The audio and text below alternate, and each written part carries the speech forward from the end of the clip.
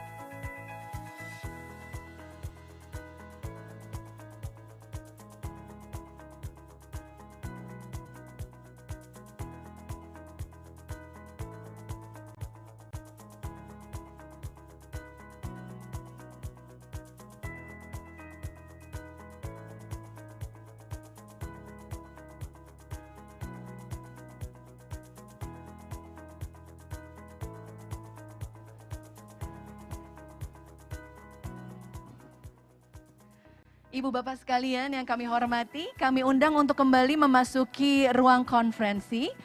Silahkan dibawa serta makanan, dessert, dan minumannya apabila belum selesai. Kami persilahkan karena keterbatasan waktu dan banyak sekali hal-hal yang ingin kami sampaikan kepada Anda. Kita akan benar-benar memulai acara sesuai dengan jadwal. Jadi kami mengajak Ibu Bapak sekalian memasuki ruangan, membawa makanan dan minuman dan menyelesaikan makan siangnya di dalam ruangan. Thank you. Ladies and gentlemen, we invite you to enter the conference room. We are about to begin our next discussion. If you haven't finished your lunch yet, please take your lunch to your table and enjoy your lunch on your table. Thank you.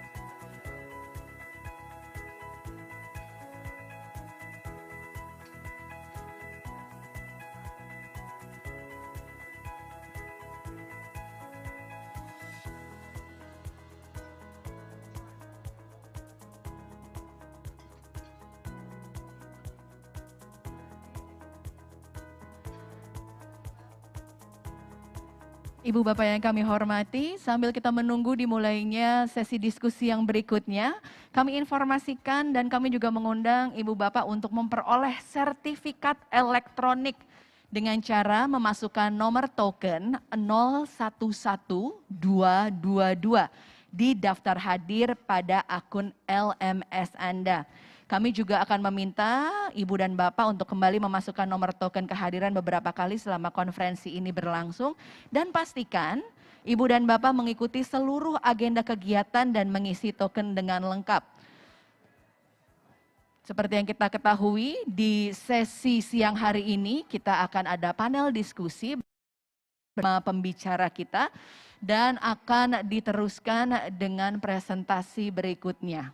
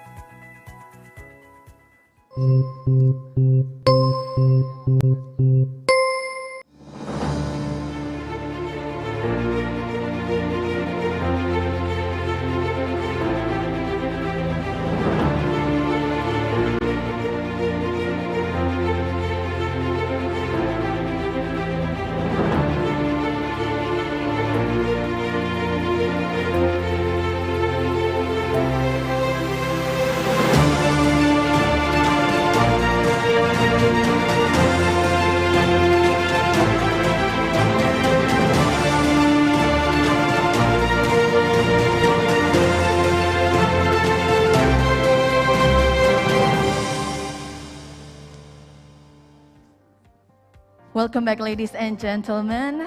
Apologies for the delay, and I hope you enjoyed your lunch. And moving on to the following agenda, we will have some experts.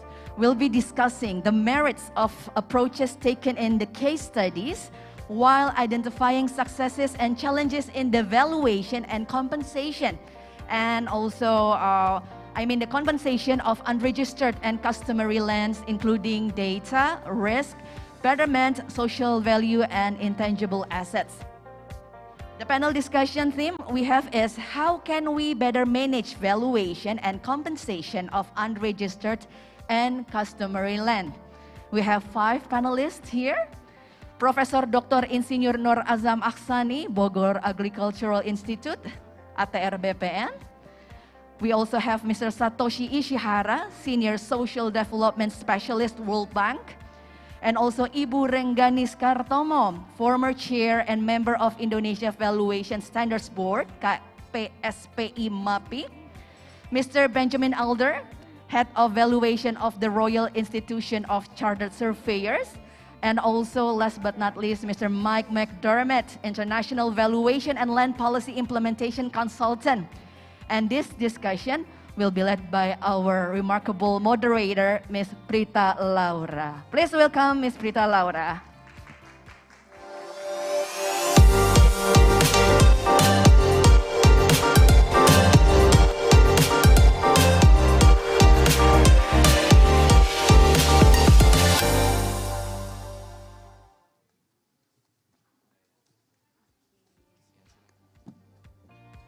Good afternoon, ladies and gentlemen.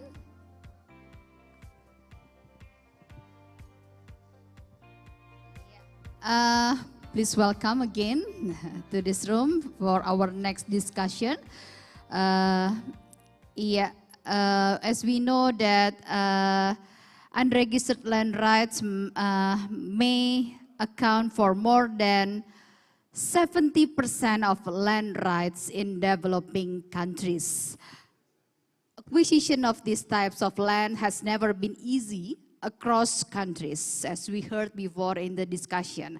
But the challenge is all the more critical now. This is because as we all know, climate adaptation and shift in global value chain means that a lot more infrastructure needs to be built outside where tenure rights are clearly established and documented.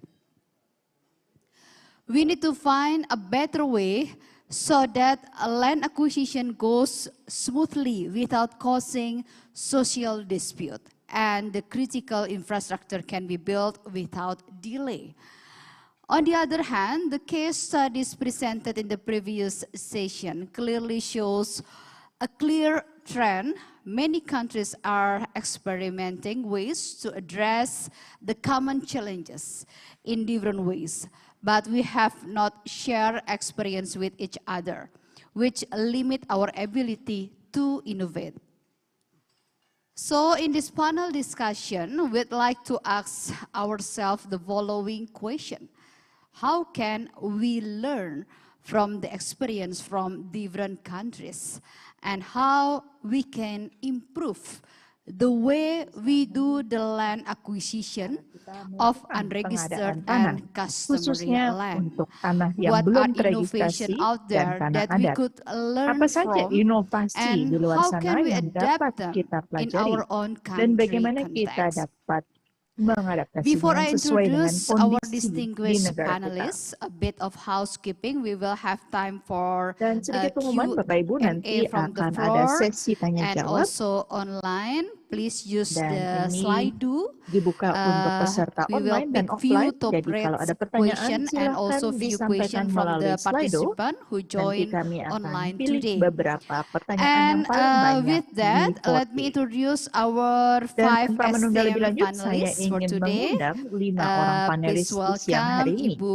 Mari kita sambut Rengganis Ibu Kartomo, Rengganis former Kartomo, chair and member of the Indonesian Valuation selaku Standard Board. ketua dan Ibu juga Rengganis, anggota please dari welcome to KSP join with di us. MAPI. Ibu Rengganis, Let's we silakan. give applause to Ibu Rengganis Mari kita beri Kartomo. tepuk tangan untuk Ibu Rengganis Kartomo.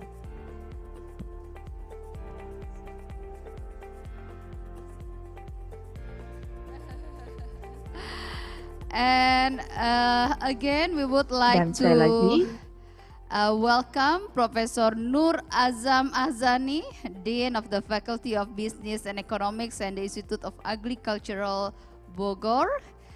Please welcome. And also Mr. dan selain itu saya juga Satoshi ingin Ishihara, mengundang Senior Bapak Social Satoshi Development Ishihara Specialist at selaku the World Senior Bank. Social Development Specialist welcome. di Bank Dunia.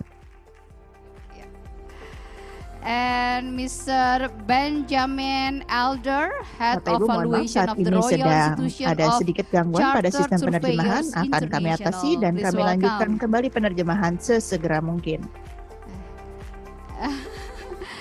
And Mr. Mike McDermott, International Valuation and Land Policy Implementation Consultant. Please welcome. Yeah, thank you for being here. Terima kasih karena sudah bergabung. Okay, this will be a Baik. discussion without a presentation, as I know. Yeah. First, I would like to ask Ms. Rengganis first. Hello, Ibu Rengganis. Hai Mbak Brita. As an experienced appraiser, valuation Sebagai is seorang penilai key to publik, land acquisition. And for the proper valuation of unregistered and customary lands, how critical is the availability of reliable data? Or the lack thereof. Could you please elaborate on that? Because you know the challenges data provide for the unregistered and customary land. Okay, thank you for the introduction, and it's been a pleasure to sit here with other distinguished panelists and discuss this big topic. Okay, so to answer your question, that's actually a very valid question in general valuation practice actually, and especially if we discuss the situation in Indonesia, that we do not have the property data center, unlike in Malaysia with NEPIC or in Singapore or in the Western countries. But as a valuer, we have to rely on our own database that consists of the basically offering price, because we do not have this mechanism to report transaction that happen in the market. So there is no mechanism to self-declare your transaction. So as a valuer, we have this offering data that adjusted to reflect the market value. On the other hand, actually, now that we have the National Land Agency that could capture the information of the price, or we call it transacted price, as reported or as captured by the PPAT, that's like the landed official, pejabat pembuat akta tanah. But usually because this price is related with the tax obligation, so it is usually lower than than the actual price. So that's the situation. So in the area of this unregistered land, but good news is that if you mentioned that 70% of land in the, I think that's in Ghana, is 70% unregistered. Indonesia is the other way around, because based on the information given by the Bu Embun, actually 65% of land parcels in Indonesia already registered. Okay, yes, very good. That's outside the forest land, So we only deal with the 35% that could comprise of the customary land and the non-registered land, but this could be like, recognizable right, like GIRIC or letter C, or this non-recognizable right, such as the squatter land, or land that basically people who live there has no right at all. So data is one problem, but I think we must address two classification of data. So for the physical components, of course, we have to deal with comparables, but if we have to deal for this customary land, especially the non-physical component, such as social value, loss of jobs, etc., then there is another data that captured from social economic study. That's my take How on do that. you find a reliable data? Which one which one is reliable or not?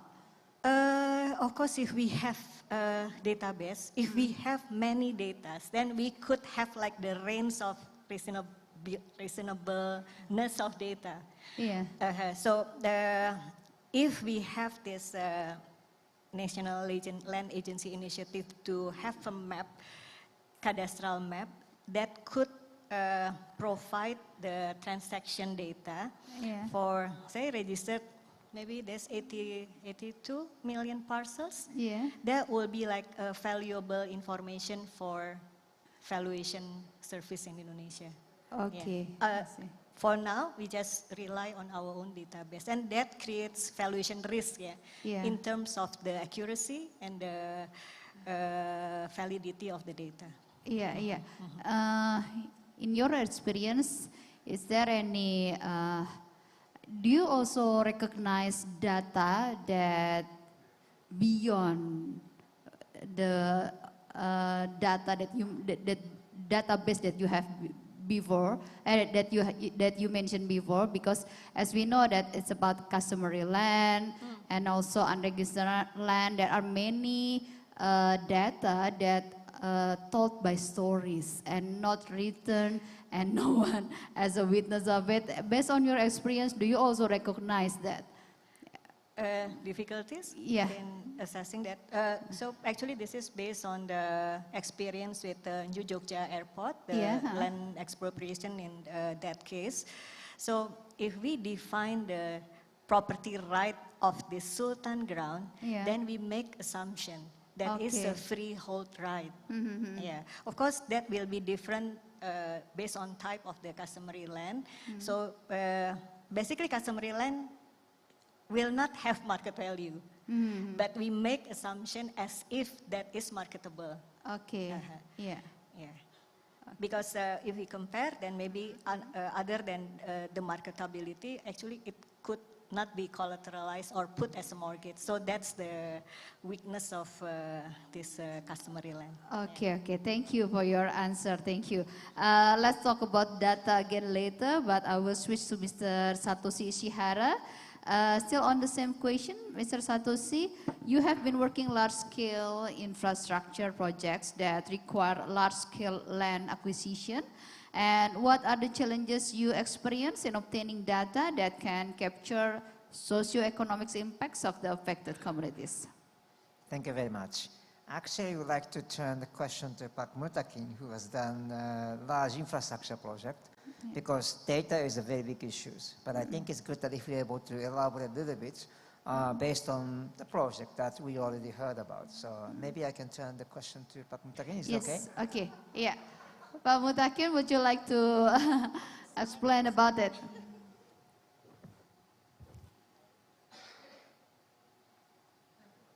Yeah. Yeah, I think the microphone already on, Pak. Iya. Tes. Ya. Nyala ya. Oke. Baik, jadi saya langsung ngambil kasus Bandara Jogja. Iya. Bandara Jogja itu karena keistimewaan Jogja, tanah di sana di bandara itu kan ada tanah Kadipaten Land sama Sultan Land. Nah, semua data sebenarnya tercatat di desa. Nah, sehingga di awal pada saat kita melakukan penilaian untuk tanah adat itu kan masuk tanah adat ya, Sultan dan Mantu. Nah, itu pendataan awal adalah di desa. Jadi semua siapa yang menghuni di atas tanah di atas tanah Kasultanan dan Kadipaten itu terdaftar semua di desa. Siapa namanya, memegang surat apa, ketitir atau kekancingan atau anggaduh itu semua ada di desa. Nah, sehingga pada saat awal peran desa menjadi sangat penting di dalam memperoleh data sosial ekonomi tadi. Karena di situ tercatat siapa digunakan untuk apa. Nah, itu ada semua di situ. Nah, bahkan sekarang berdasar peraturan Menteri ATR BPN nomor 2 tahun 2022 mengenai pendaftaran tanah di Jogja, pendaftaran tanah Kasultanan dan Kadipaten itu menjadi suatu tantangan bagi kita. Sebelum melakukan penilaian tanah di Jogja, kita sebaiknya meminta data ke desa. Ini tanahnya masuk di atas tanah Kadipaten atau tanah Kasultanan tidak, atau memang berdiri di atas tanah negara. Nah, itu menjadi sangat penting gitu. Nah, sehingga data di desa cukup lengkap, sehingga di dalam pembebasan lahan untuk Bandara Jogja, peran desa menjadi sangat penting di dalam memberikan data yang clear bagi siapa yang akan dibebaskan, begitu. Kalau lebih lanjut, Pak, kenapa desa? Kenapa desa yang dijadikan satu landasan? Nah, yang dari institusi lain, misalnya kelurahan, kecamatan dan sebagainya. Yang diberi kuasa oleh Sultan adalah desa. Diperangkat di desa. Khusus untuk kasus itu ya, Pak ya? Ya, baik. Betul. Betul. Apakah bisa pemerintahan diaplikasikan? terkecil di Indonesia kan desa, ya. Itu yang lebih dekat dengan masyarakat. Iya. Nah, Ya. So, jadi artinya ini bisa juga diaplikasikan data yang bersumber dari desa ini kepada daerah-daerah lain kah, Pak? Untuk khususnya di Indonesia terkait dengan pemerintahan paling rendah di Indonesia? Mungkin berbeda kasusnya karena di Jogja kebetulan daerahnya istimewa. Nah, tapi kalau di daerah lain ya harus kita lihat. Kalau hutan tentu saja kita harus ke Kementerian Lingkungan Hidup dan Kehutanan mengenai status tanahnya. Iya. Jadi nanti dilihat ini statusnya tanah siapa, apakah masuk kalau hutan produksi bisa saja perusahaan atau bisa ke yang lain, jadi harus lebih jelas gitu. Iya. Jadi kalau kita coba mengambil polanya ya Pak ya, polanya untuk mengetahui data yang paling valid begitu, apakah kita bisa mengacu kepada ibaratnya pemerintahan paling atau otoriti yang paling tahu begitu mengenai ya, daerah itu. Kalau kehutanan lingkungan hidup begitu? Iya, betul. Baik ya. Jadi kalau mungkin di daerah lain mungkin desa atau kelurahan begitu itu bisa menjadi acuan data yang tertera di sana begitu Pak. Ya, mungkin kalau di Sumatera Barat beda lagi kan. Nagari nanti, begitu ya. Ya. Baik, oke. Ya. Ya, that's the pattern in Indonesia. Do you want to add the question, Mr. Ratusi? If I may? Yeah. Okay. Sure. I think what I like to hear a lot is this the intangible values. And how did you collect these intangible values, which may not be available from village office even, or do they have data on intangible assets too, like incomes or whatever else? Ya, bagaimana untuk intangible assets-nya Pak? Menghitungnya seperti apa? Nah, Kalau intangible asset tentu kita harus melakukan survei langsung. Jadi kita harus tahu bahwa katakanlah kalau yang di kasus Bandara Jogja itu kita harus lihat di atas tanah itu digunakan untuk apa? Apakah untuk warung, untuk apa?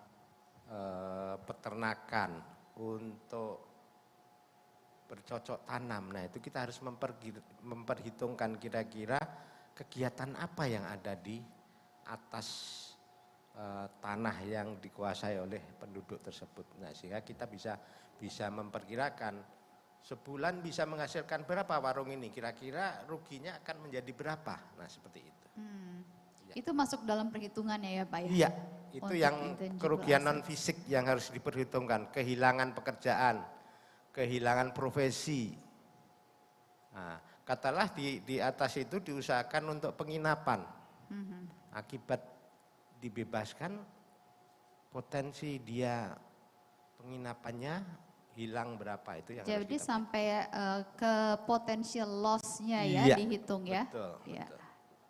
Do you get your answer? Very interesting. Thank you very much. Okay. I think this is, if I may just add, this is a challenge Yeah. in any countries that I worked. And Yes. different countries, we use different methods because the more existing data we can use, village level or forestry department, we want to use them. But at the end of the day, we need to also collect some data directly Yeah. from the people. Yeah. Because like income or some intangible assets and so on, only the people will be able to tell. And no such data existing, because it keeps changing. Yeah. Yeah, so that's really a challenge to be able to identify exact scale of loss beyond physical assets. Yeah, yeah, yeah. Thank you. So we need to get the data also from the people, yeah, who has the real data, yeah, for their condition. And next, I would like to move to Mr. Ben Elder. Yeah, Mr. Ben Elder, you have been working and dedicating your career on this very topic. What would you say based on your experience about the issue of data availability on the proper valuation and compensation of unregistered and customary lands? Yeah, hi everybody, and really interesting question that, and thank you for the lead into that. What I'm going to say will probably cause one or two people to sit up a little bit and perhaps be a little bit critical of what I'm going to say, but it's all right talking about data, but data by itself is useless. You have to be able to understand where that data's come from. You have to be able to convert it into information and then into knowledge. And that's what valuers do. That's what valuers are good at, is to take raw data and turn it into meaningful knowledge, which then they can use in the valuation process. If the data is poor, and this is one of the challenges I've seen all around the world where we've had pretty good databases, pretty good numbers in computers or systemized data collection. But if it's out of date, if it's poor, if the information is not relevant, if it's been a forced sale, or it's been a sale to a member of the family, or somebody's paid over an amount, then that corrupts the outcome. And the skill of the valuer is to really understand the information and transfer it into knowledge, and then that moves forward into the valuation process. So it might sound very pedantic, and when people are struggling for any sort of information, to sort of try and segment it, it might sound very strange, but being able to do that is really important. And the second part to answering the question is embrace the international standards. We've already heard from Nick this morning about international valuation standards, but don't forget about international property measurement standards. How do you measure the property to then put the data into a database? There was some research done a few years ago where it showed that depending on the basis of measurement that you use, you could get a 25% difference in the reported space in a piece of real estate. They were all perfectly good measurement standards, but they just weren't consistent. So it means that unless you've got that consistency, then that transfer of data and information becomes much more difficult and much more challenging in the marketplace. And markets change by the minute.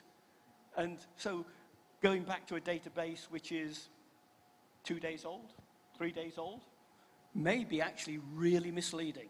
So the valuer's job is to be up to date, understand the market, be involved in the market, and then you're able to start to report market value, or perhaps looking again at the international standards. We've rather focused on market value today, but there are other bases of values contained in the international standards. So there's investment value, which is worth. So maybe we actually ought to be looking at what the worth is to individuals rather than the market value. Maybe there's a marriage value issue, which again is covered by the standards. And we just need to be a little bit clearer and a little bit more articulate about some of the terminology which we use in this space. And whether it's registered or unregistered, valuation is not supposed to be easy. It's really, really challenging. And trying to apply valuation to a policy, we need to make sure that the valuer is not abandoned to make policy as they move through a valuation process. A valuation process is really clear, and it needs to be carried out within parameters. If those parameters aren't there, then the valuer should or must go back and get that clarity before they can proceed. Yeah. And what do you think about the ecological value that mentioned in the previous discussion before? Yeah, I mean, there's a value to everything. We may not like the value. That's a different question. But for example, the ESG, the environmental issues are reasonably straightforward to assess. The governance issues are reasonably straightforward to assess. Social value is absolutely difficult. And that's the most challenging area that we need to get some more consistency around delivery of what we mean by social value. And it's one of those things, my first degree was in economics, and economists have talked about externalities for many, many years. And the valuers need to embrace that process of trying to bring non-market issues into the market. And it's really, really difficult. Yeah. But valuers are well placed to do it. Yeah.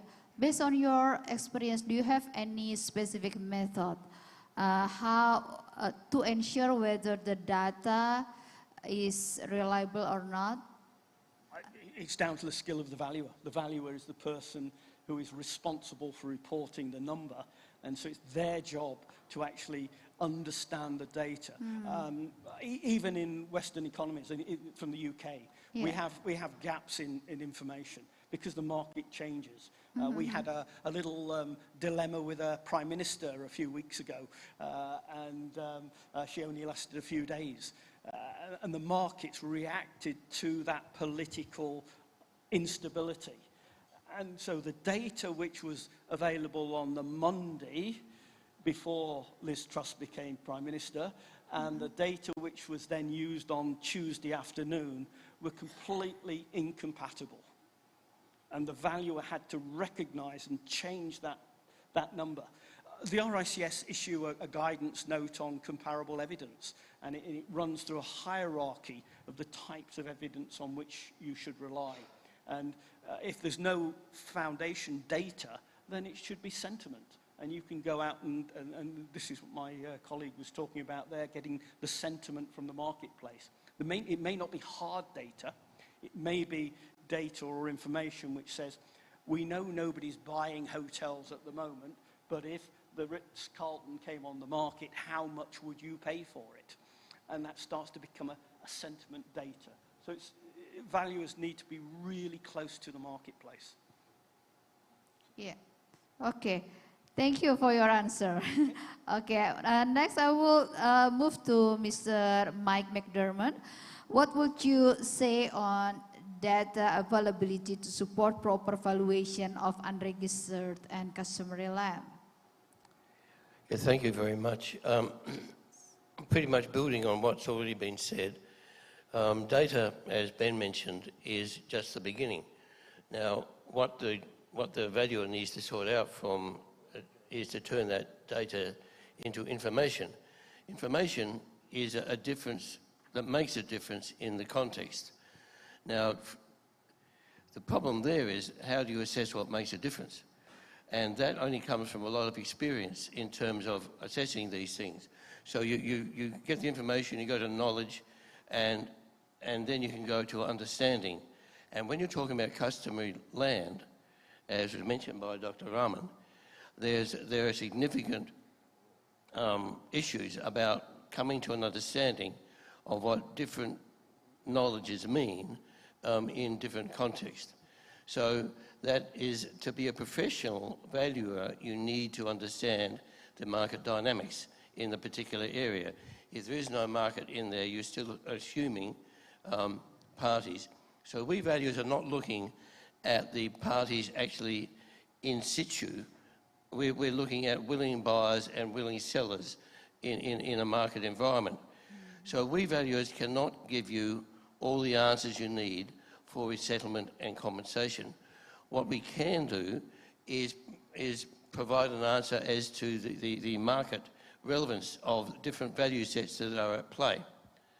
And that is then useful information in terms of finding somewhere where these people who are being displaced can then achieve the principle of equivalence in their new area. That's where we can be useful, but we can never replace a professional resettlement officer. We can simply inform them. Now, when it comes to the aspect of data, another emphasis we valuers really require is the date of the valuation that we are to be performed. So we want to see what the situation was on the ground at the date of valuation. As Ben mentioned, these things can change from one day to the next. When we have a date of valuation, that's where we report to and we report about. And if necessary, then an update can be made at a later station. But we do require that. So we need a drone to go over the area. We need to know who is in it, who is not, and all of these sorts of things. Data providers can be very useful in specific contexts of that nature. The other point is the retention of information needs to be properly organised and classified so that people can then see exactly where people were coming from at that particular date of valuation. So data is necessary but insufficient to go through the whole chain from data to information, to knowledge, to understanding, and then to skillful means of applying that understanding to the evaluation at hand. That whole process starts with data, but it doesn't end there. Do you have any stories based on your experience, how the difficulties of data, finally you find a solution how to find the reliable data and to measure all the values? Well, very much so. And the methodologies that we've seen before are arising from those kinds of understandings. Well, valuers go in with an attitude of I don't know, but I want to find out. In other words, we can only absorb other people's understandings of a situation with an open mind, not a closed one. And so when it comes to a new frontier of identity construction, a new frontier of the way people look at the world, it's not our job to impose our preconceptions upon that space. It is our job to understand the market-relevant dynamics in that space. And a lot of these methodologies that our previous speakers were talking about are there specifically to allow that process to unfold. Unless you put your foot in the door, you'll never get an understanding of what's in that, on the other side of that door. So the processes, the methodologies are gradually being worked through as we speak. Yeah, Okay. Thank you for your answer. And next we will go to Professor Nur Azam Azani. From microeconomics perspective, and based on your experience as a former director of land valuation in the National Land Agency, tell us a little bit about the risks involved in the valuation of unregistered and non-customary land. Okay, Ibu Prita, since we can use two different languages, so allow me speak in Bahasa Indonesia. Yes, It's easier for me. yeah. We all have Okay. translation tools, ya. Ya, terkait dengan pengadaan tanah dan valuation, konteksnya yang pertama ini kan terkait dengan pembangunan ya. Tadi disampaikan oleh Pak Mutakin, pembangunan harusnya membuat menjadi lebih baik untuk semua stakeholder ya. Iya. Satu itu. Yang kemudian konteks yang kedua kita bicara kompensasi ya. Nah, terus yang ketiga, satu lagi kalau terkait dengan customary land atau tanah wilayah,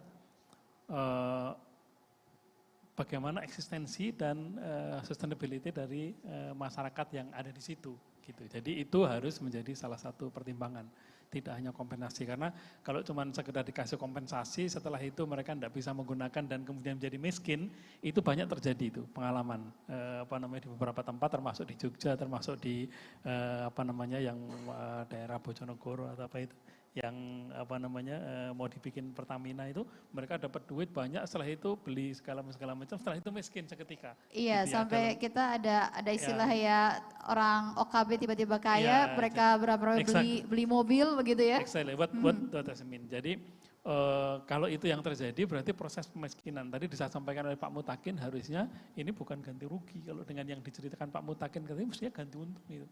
Iya. Ganti untung, dan setelah itu mereka menjadi lebih makmur mestinya, karena yang diganti tidak hanya market value tapi non market value, bahkan intangible value pun diganti sehingga menjadi bagus. Itu yang pertama. Nah, kemudian begini, kalau mempertimbangkan antara market value dengan customary land, ini kita bicara dua hal yang berbeda. Market value itu kan based on market mechanism, fully based on market mechanism, dan market mechanism itu based on the philosophy of private property right. Sementara kalau customary land itu berbasis pada common property right. Di situ tidak ada private property right. Ini yang seringkali membuat menjadi rumit dalam proses penghitungan ganti rugi, karena kejadian di Papua misalkan, saya kira Pak Mutakin paham betul itu, dan Bu Renggani juga paham betul bagaimana di Papua sudah diganti rugi, nanti saudaranya mengklaim lagi, cucunya mengklaim lagi, ini mengklaim lagi, jadi bertahun-tahun bandara itu selalu dipalang, ini ganti ruginya saya belum dapat. Nah, kepastian hukum itu menjadi konflik. Kenapa? Karena yang satu berpikir tentang hukum positif, yang satu lagi berpikir tentang hukum komunal, yang itu kadang-kadang tidak nyambung. Itu yang harus dicari jalan. It is not that easy. Tadi Pak Benjamin mengatakan valuation process itu very hard, very challenging process. I fully agree with you, Pak. Tapi itu tantangannya memang, karena kita berbicara pada dua sistem yang berbeda. Terus bagaimana risknya? Banyak sekali risknya ya. Oke, kalau terkait dengan tanah-tanah komunal atau tanah adat, atau ada dua kemungkinan. Yang pertama adalah tanah ulayat atau tanah adat yang sudah terregister. Seperti yang diceritakan tadi oleh Pak Mutakin di Jogja, itu terregister dengan jelas. Kalau yang terregister mudah merunutnya. Iya. Bisa dijelaskan dengan mudah, ini punya siapa, yang menggunakan siapa. Even yang terregister pun masih ada risiko, Bu. Kenapa? Karena tanah yang terregister itu seringkali terfragmentasi. Sebagian dia ada di wilayahnya dalam tanda petik wilayah BPN, karena itu non-forest area. Sebagian lagi di wilayah yang forest. Kalau di wilayah forest meskipun itu tanah wilayah menjadi rumit, Bu. Iya. Menjadi rumit. Itu terkait dengan risiko masalah data. Belum lagi kalau yang dia belum terregister. Iya, betul. Ya. Tanah ulayat yang belum terregister, datanya pun nggak ada itu. Hanya klaim-klaim sepihak, klaim saya punya gini, batasnya sini, sejauh lemparan batu tuil. Tapi itu enggak tercatat, jadi menjadi lebih rumit. Memang tantangannya adalah untuk customer land yang belum terregister, itu harus diregister dulu. Suka atau tidak suka, ke depan harus diregister. Cuman Harus problemnya, diregister dulu ya stepnya ya pertama ya. Cuman memang tidak mudah meregister itu. Kalau meregister dalam program PTSL ya, mungkin teman-teman BPN bisa memberikan gambaran. Itu nanti dikhawatirkan, banyak di antara mereka khawatir menjadi tanah negara. Kalau tanah menjadi tanah negara bukan lagi menjadi tanah mereka. Itu makanya banyak wilayah, banyak tempat yang tidak pengen tanah customer land-nya mereka itu kemudian didaftarkan. Iya. Itu pengalaman yang dari lapangan. Nah kemudian kalau harus mendaftarkan, harus memproses sendiri mungkin perlu biaya yang menjadi pertanyaan apakah mereka secara finansial sanggup untuk itu. Iya, gitu ya. Itu risiko-risiko jangka pendek terkait dengan data ya. Dalam jangka panjang tadi sudah disampaikan juga oleh teman-teman Pak Mutakin juga menyampaikan, Pak Nur Fauzi juga menyampaikan, bagaimana sustainability ke depan, bagaimana ecological risk-nya, bagaimana environmental risk-nya. Tadi Pak Benjamin mengatakan ESG, sekarang menjadi tren di mana-mana, we talk about ESG. Kenapa? Karena sustainability itu menjadi semacam kata kunci lah pada hari ini. Saya kira gitu, Bu. Iya. Gitu. Ini belum lagi kalau kemudian kita berhadapan dengan konflik lahan ya Pak ya. Exactly. Double claim begitu dari yang masing-masing unregistered. Iya. Itu lebih ini lagi karena pada kenyataannya juga dulu barangkali ya sebelum ada model pendataan yang sangat precise seperti sekarang, pendataan mungkin juga tidak secanggih sekarang sehingga ngukurnya juga mungkin nggak pas dan sebagainya, sehingga seringkali terjadi juga klaim karena pencatatan juga dulu tidak serapi sekarang, tapi mestinya ke depan dengan program yang ada sekarang mestinya kemungkinan itu akan pelan-pelan kita bisa kurangi ya, double claim dan sebagainya. Nah itu dia pertanyaan besarnya Pak, memang kalau kita bicara soal risk begitu ya, data yang reliable, data yang bisa dipegang itu menjadi satu masalah. Karena itu tadi kan kalau customary unregistered land, the data not documented, there is no witness about it, and anybody can claim the land. So we need to discuss more about how to find a reliable one. What the method that can be used to find it gitu. Menurut Bapak sendiri bagaimana? Ya gini, seperti yang saya sampaikan tadi, ini akar masalahnya karena yang satu berbasis pada private property right system, yang satu berbasis pada common property right system. Iya. Kayak seperti kalau kita di sini tanah itu punya sama, punya Burengganis. Orang tidak bisa ngeklaim karena itu sudah punya Burengganis. Itu namanya private property right system, gitu ya. Sementara kalau di Papua tanah ini punya siapa? Ini punya komunal, ini punya klan ini dan ini bisa diklaim sampai 7 turunan. Iya. Sekedar contoh misalkan kalau kita di Papua nabrak babi aja, babinya meninggal, itu yang ngeklaim banyak sekali. Dan babi itu enggak hanya babinya, nanti babi bisa beranak sekian, bisa beranak sekian, itu semua boleh diklaim dengan aturannya mereka. Baik. Even termasuk misalkan kita punya tanaman ya kalau di Papua, ini tanahnya Burengganis. Exactly tanahnya Burengganis misalkan ya menurut hukum adat. Tapi saya nanam durian di kebunnya Burengganis. Durian itu punya saya bukan punya Burengganis. Iya. Gitu ya. Nah ini yang saya bilang tadi perbedaan konsep antara hukum positif negara dengan hukum adat yang memang susah dijelaskan. Nah, bagaimana cara mencari jalan terbaik? It's not that easy. Gampang kita mengklaim, oke, kita cari jalan yang terbaik. Pada waktu dulu saya menjadi Director Land Valuation, waktu itu pertama-pertama baru kita memproses land valuation. Sebelumnya land valuation nggak disinggung, Bu. Jadi nilai tanah itu tidak menjadi core-nya BPN pada waktu itu. Pada waktu saya menjadi Director Land Valuation, yang pertama apa? Kita mulai dari yang sederhana-sederhana dulu, jangan pikirin yang rumit. Tahun 2011 dulu yang ini udah ini kita dalam tanda petik kita mulai yang sederhana dulu gitu ya. Tapi kan kita nggak bisa mulai yang sederhana terus selamanya sederhana. Kita pasti akan sampai titik kalau sekarang sudah nanti semua tanah sudah diregister, semua tanah sudah ada nilainya, yang tanah tanah yang punya privat, kita pasti akan masuk ke sana suatu saat nanti. Gimana caranya? Komunikasi antar dua arah itu harus penting sekali menurut saya. Kalau kita tidak bisa mengakomodir atau paling tidak mencari jalan tengah dengan pemilik community itu, maka yang terjadi dalam jangka panjang konflik berkepanjangan yang tidak akan pernah selesai. Makanya harus cari jalan tengah, bagaimana caranya. Disitulah peran orang-orang sosiologi, antropologi, bagaimana caranya bisa bernegosiasi, bisa ngobrol dengan mereka, dan membuat mereka-mereka yang di community itu, di tanah wilayah itu, bahwa mereka juga harus menerima kondisi bahwa hukum dunia itu perkembangannya gini loh. Yeah, Kalau yeah. enggak, ya akan tertinggal. Mungkin mereka akan selamanya jadi enklave-enklave yang kemudian tidak akan pernah bisa bersatu dengan perkembangan di luar. Saya kira Iya. gitu, Mbak. Semakin tertinggal dan semakin terpinggirkan ya Pak ya. Itu yang terjadi saya kira dengan misalkan ambil contoh ya, Iya. kalau di Australia dengan aborigin Dengan gitu aborigin ya. ya. Ya, that's the reality. Apakah mau seperti itu? Ya Iya. kalau memang mereka mau seperti itu, ya monggo. Kita tidak bisa maksa. Tapi apa iya gitu ya. Rasanya kok kita kasihan juga kalau itu saudara-saudara kita juga. Iya, Kalau mereka tidak maju kan sayang. Warga negara Indonesia Exactly. juga ya, Gitu. who has the same right. Ya. Oke, baik Pak. Saya akan beralih berikutnya kepada, I will go to Mr. Ben Elder again. What tools may be available to mitigate the risk? Yeah, okay.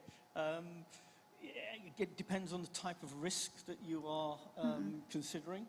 There are risks around the environmental issues and change. For example, if perhaps you were occupying some land near a river which would flood, there's a risk there. It's maybe a slightly different risk to a financial one in a calculation for market value, where you're trying to identify the inhibitors of receiving an income moving forward. I think it's really, again, important to recognize that valuers are looking forward. They don't look backwards. They use evidence from what is happening in the market now to predict how likely the flow of income is likely to be over a number of years moving forward. And I think it's one of the failings of the valuation profession and the public at large is that they tend to think that if you are valuing something, you are valuing something physical. So this building, for example, but actually you're not. You're valuing the rights to use. And so how those rights to use are articulated depend on the society which they come from. And then if you move into statistical testing, then there are methods around Monte Carlo theories, the sensitivity analysis, but they are all statistical bases, and they will help the valuer identify the risk, but what the valuer then does with that risk is in their skill set. So there are techniques to identify the risk, and there are pointers which will give that decision process. But going back to what Mike was saying, those risks are time-based, because the risks today are not going to be the same as the risks tomorrow. So we need to be able to really clearly articulate when we're fulfilling a regulatory function of evaluation. So what is the regulation process which is being carried out? But most people also want some advice, which is the forward look, and they want some advice about what might happen. But that's not valuation, that's advice. And valuers are very good at delivering it, but they need to be really careful about the advice part, because you're moving into the unknown. And if you're not really very careful as a valuer, you can be giving advice, but then find it gets wrapped up into the valuation, and you can become liable for that advice as if it was a regulatory prediction.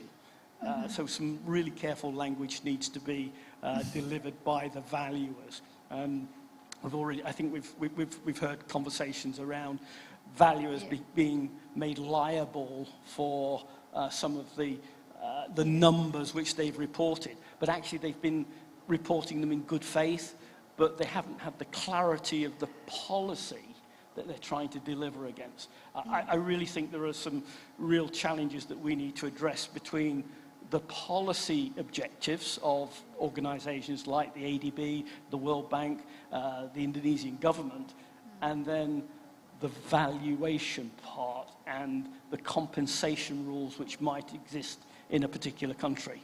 And there's a gap between those two processes, and those need to be understood as one of the risks involved in delivering the projects. Yeah, okay.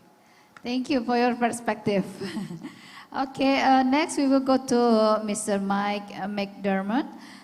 You were involved in developing and writing both the policy guide and the manual for the UN Habitat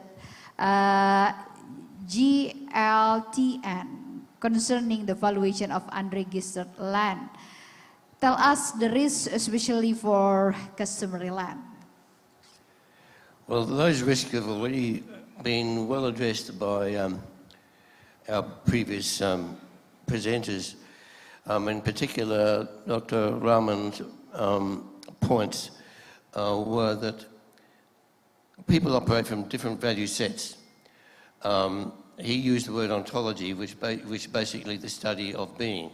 People have certain assumptions about their life activities which work in their environment. The problem is when you remove them from those environments, you also sometimes remove them from the legitimacy of their value sets. So, for example, we come, at least I come from a market-based set of values. That is an ontology, a way to look at things. In customary land often comes from a completely different ontology from that which we valuers are used to working within. So rather than go beneath the ontology to what's called chthonic values, which we all share as fellow human beings, we need to become trans-ontological and understand that people can view the world in completely different ways to those that we are accustomed to working in our own fitness landscapes. So valuers entering in a completely different ontology need to become trans valuers, that they can then understand what's in the land for the customary people, what's in the land for the market-based people, and to be able to see just how far a market can take you in compensating for the whole sets of values that they possess that we don't. So what a valuer can provide is that particular number of an estimate of value whereby people can then be moved to another place whereby their own ontologies can continue. But we can't, that's very, very difficult. But when it comes to degrees of difficulty, there's a whole new world of difficulties that resettlement officers have. What we valuers can do is take a part of the burden from their shoulders. This is, when I was doing these books for the UN Habitat GLTN, the policy guide and the manual, the dialogue and discussions that arose from that caused me to write a book of my own, which is called Wicked Valuations. The wicked refers to degrees of difficulty, not to whether something is evil or not. It's just very difficult to address. This is an established discipline now in how to best address wicked values, wicked problems. So there are simple problems, complicated problems, complex problems, wicked problems. We are dealing in a wicked problem space. And if we try to reduce them to complicated or simple, we just make the wicked problem worse. Okay. Yeah, you want to add the yes, question? Yeah, add the answer? Yeah, the wicked problems and also the challenge of difference between private owned lands and customary owned land. I found this Uganda presentation very interesting in the sense that compensation is paid to the community, and then the community decide how to use about it. It's a kind of community-based approach. Now, in a way, it helps overcome the problems we're facing of the difficulties of data collection, the ontological differences between private and communal ownership, and the risks related to doing whatever. Now, so because you have a community and they have their own systems, and in a way, let them decide how to use the compensation to make sure, no significant impact happens. Now, of course, the question, the risk is that whether there's any problems in the use of the compensation, if there's any very significant impact that happened to a particular community member that may not be restored or mitigated. So these are a lot of technical methodological problems are there. But I think it's this approach of community-based compensation is a very interesting way when it comes to communal land. Can I I completely endorse that, and I was very interested in the Ugandan approach, which struck me as very practical. The point is you can get lost in complexities and fall off something called a complexity cliff, whereby you don't get anything done because you're so trapped by all the complexities involved. And what the Ugandan presentation did was present a clear methodology and path towards actually getting what the purpose of this particular workshop is, to promote fairness for all and without costly delays. So I found that a very useful presentation. Yeah, okay, thank you for your answer. Okay, we will go to question and answer because there are already many questions. The first question is, what have been the triggers for regulatory reforms so the country system is more receptive to compensating unrecognizable land claims? Yeah. You would like to answer, Pak? Ya, silakan Pak. Ya, boleh Bu. Mungkin ini cerita sejarah lahirnya Undang-Undang Nomor 2 Tahun 2012 tentang pengadaan tanah bagi pembangunan untuk kepentingan umum, karena kebetulan saya involved di situ. Pada waktu saya masuk menjadi Direktur Land Valuation waktu itu, pertama yang saya lakukan adalah membuat peta data. Yang terjadi adalah ternyata problem pengadaan tanah itu muncul karena penolakan yang sangat besar dari masyarakat. Kenapa penolakan yang sangat besar? Karena ternyata ganti ruginya tidak sesuai harapan. Nah, begitu kita pelajari lebih jauh, ganti rugi itu menurut aturan sesuai dengan NJOP pada waktu itu ya. Pada waktu itu ganti rugi itu sesuai dengan NJOP. Waktu kita petakan lebih jauh NJOP, ternyata di seluruh Indonesia itu nilai rata-rata NJOP itu hanya 30-35% dari market value. Khusus untuk Jakarta waktu itu sekitar 60-65% dari market value. Nah, ya tentu orang enggak mau lah gitu ya. Bu Prita tanahnya harganya Rp100 diganti Rp30, mana ada yang mau. Kita berkorban untuk negara, iya, tapi kan bukan dengan memiskinkan begitu gitu ya. Itu yang orang menolak. Itu yang problem yang sangat besar pada waktu itu. Kemudian tanah itu menjadi ajang spekulasi. Kalau saya tahu informasi, misalkan ya saya orang yang tahu informasi, sementara Bu Prita nggak tahu, maka begitu tempat Bu Prita itu mau dijadikan tempat untuk pengadaan tanah untuk proyek pemerintah apapun, saya tahu 2 tahun lagi harganya mahal, saya beli dulu punya Bu Prita. Harga pasarnya 100, Bu Prita dijual aja saya beli 150. Bu Prita merasa 150 itu sudah lebih tinggi dari market gitu ya. Padahal 2 tahun kemudian menjadi 500 harganya. Nah, itu informasi itu yang kemudian menjadi trigger gitu ya. Nah, kemudian muncullah tadi yang diceritakan oleh Mas Pak Mutakin, ganti rugi itu harusnya bukan ganti rugi, harusnya membuat mereka lebih nyaman. Nah, pada waktu itu juga muncul kejadian begini, ini bikin jalan gitu ya. Udah jadi jalan sebelah sini udah jadi 500 meter itu nggak bisa. Kenapa? Karena dia nggak mau ngelepas yang punya tanah itu. Dan itu mangkrak gitu.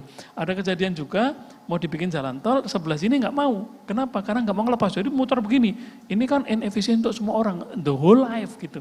Nah, kejadian itulah yang kemudian memaksa kita membuat peraturan Undang-Undang Nomor 2 Tahun 2012. Begitu diputuskan menjadi pengadaan tanah, maka orang nggak bisa menolak, gitu ya. Dan itu diumumkan secara terbuka, secara transparan.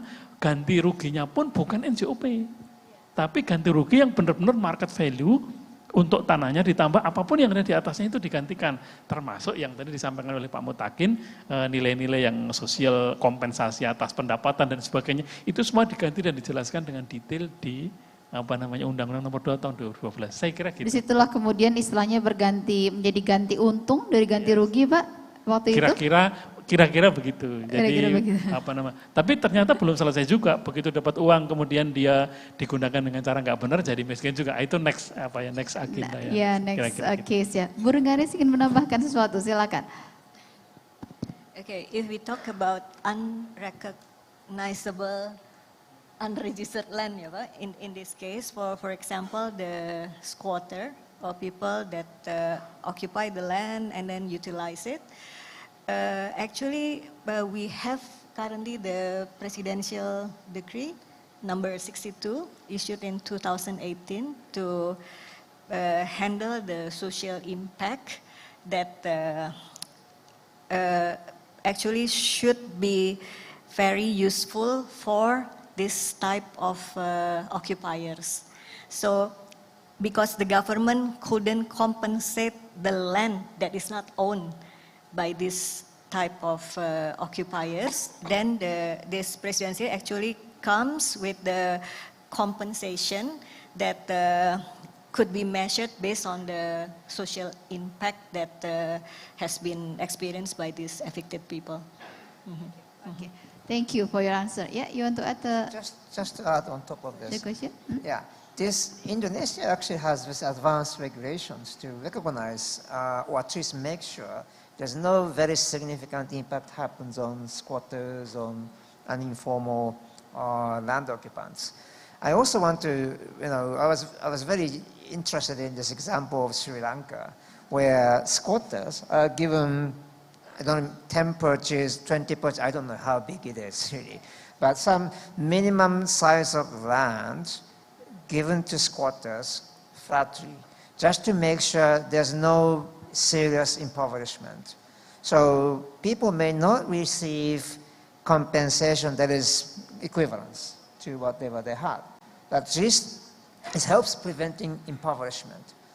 And that also helps facilitate and expedite project implementation, because at least people are happy. People are aware that they don't have rights. But at the same time, they have their own life. Now, the project gives them a small piece of land that is enough for them to sustain, reestablish minimum livelihood to continue their life. And that really facilitates the project implementation and avoid delay. So there are many examples in the world how to handle this kind of issues. It's very interesting cases, including from Indonesia, this regulation 2018. Yeah, very interesting. Thank you for your message. Okay, we go to the next question. How to work within legal framework to do the best possible way to value and compensate unregistered land users. What would be the first step to do this? Would you like to answer? Maybe Mr. Mike McDermott or you, Mr. Alderman first? Okay, shall I go? Yeah. Okay, Mr. Mike first. Sorry, yeah. Because you both already. Okay, Mr. Mike McDermott would leave, yeah, okay, you go first. Okay, well, one thing to bear in mind when it comes to customary land, unregistered landowners, is that markets only deal with a certain group of people.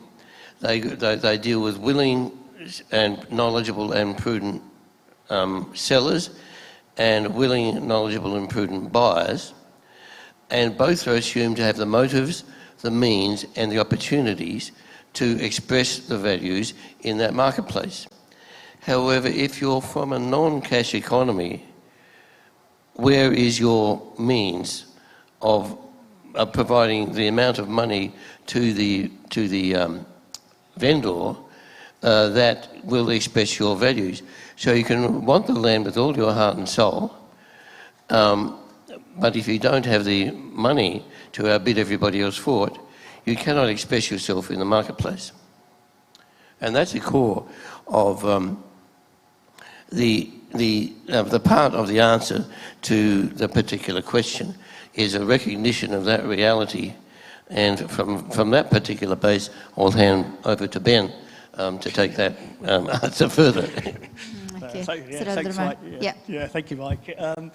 Again, I'm probably going to be the unpopular person here in that it's not the role of the valuer to be fair. That is not their job. It's the role of the policymakers to be fair. The valuers are there to do a job. And the question there says about within a legal framework. So if somebody is occupying land illegally, my first question would be, well, how long will it be before the authorities actually remove them? Because that immediately then gives me a framework of time which I might then use to compensate them for the loss of 1, 2, 3, 4, 5 years. But they haven't got an inheritance right. But that depends on how we then define that issue about ownership. We tend immediately to leap to formal registration because that's probably the most reliable. But there are lots of people who occupy land legally but don't have the relevant documentation. So I think it's really important we start to delineate between people who are occupying land illegally and therefore the legal system could remove them, and people who just haven't registered their occupation. I mean, there are great big bits of the UK which are unregistered. It doesn't mean nobody owns it. It just means that they've not been transacted since the registration process we put in place. So again, we need to be really clear about which bucket we're putting all these types of occupation into. Then we can start to devise the answer from there forward. Okay. Yeah. Thank you for your answer. Mr. Mike Wedemer, what time you must leave? It's me. You are Mr. Ben Elder. Yeah, okay, I'm sorry. I've got a flight to get, so I need to get my taxi at 3 o'clock. So it's sitting waiting for me, so I'm okay for a few more minutes. What? I'm sorry? I'm okay until 3 o'clock. Oh, you are okay at the 3 o'clock. Okay then. So apologies. I will go to the next question to Mr. Mutakin. What did compensation for residents of Sultan land cover? You said compensation didn't cover land loss, but did affected people become landless? Ya, Pak Mutakin, silakan. Baik, terima kasih. Jadi seperti saya jelaskan tadi bahwa sebenarnya penghuni untuk Sultan Land ataupun Kadipaten Land itu adalah penduduk yang memang tidak punya tanah. Jadi dia istilahnya seperti menumpang. Menumpang di tanah menumpang Sultan. Tanah Sultan. Baik. Nah, sehingga meskipun menumpang tapi ada catatannya di pemerintah desa. Nah, sehingga secara legal sebenarnya tanah itu ya menjadi milik dari Sultan, sehingga kompensasinya larinya ke Sultan atau ke Pakualam gitu. Nah, sehingga yang diterima oleh penghuni atau penduduk yang meninggali tanah tersebut hanyalah bangunan yang ada di atasnya ataupun tanaman ataupun hal-hal lain yang ada di atas tanah selain tanah gitu. Termasuk yang tadi non fisikal tadi. Cuman karena tanah memang terdaftarnya atas nama Sultan, makanya penduduk bukan berarti dia kehilangan tanah, memang selama ini dia tidak punya tanah, tapi menumpang gitu. Begitu, Bu. Baik. Terima kasih Pak untuk penjelasannya. Pertanyaan berikutnya, how is the process of calculating assets if there are tangible cultural heritage that are not registered? Who is responsible for receiving compensation? Anybody want to answer that about tangible cultural heritage? Ibu Rengganis, you want to answer because in Indonesia there are many tangible cultural heritage. How to evaluate that? Actually, I want to clarify whether that's tangible or intangible actually. Tangible cultural heritage, maybe for example. Maybe intangible, yeah. Tangible or intangible? Yeah. Intangible, I think, yeah. Intangible that are not registered. Who is responsible? Who is eligible, maybe, to receive? Oh, who will receive the compensation? Yeah. Okay, I try to answer that. Okay, actually, this is back to the intangible asset that you mentioned before, that in the valuation terminology, we have this physical component that Pak Mutakin discussed it before, like the land, plants, buildings, all the tangible asset. But on the other side, we have non-physical components like the loss of jobs, loss of business, and then solatium, etc. So part of this non-physical component, we have that what we call intangible asset.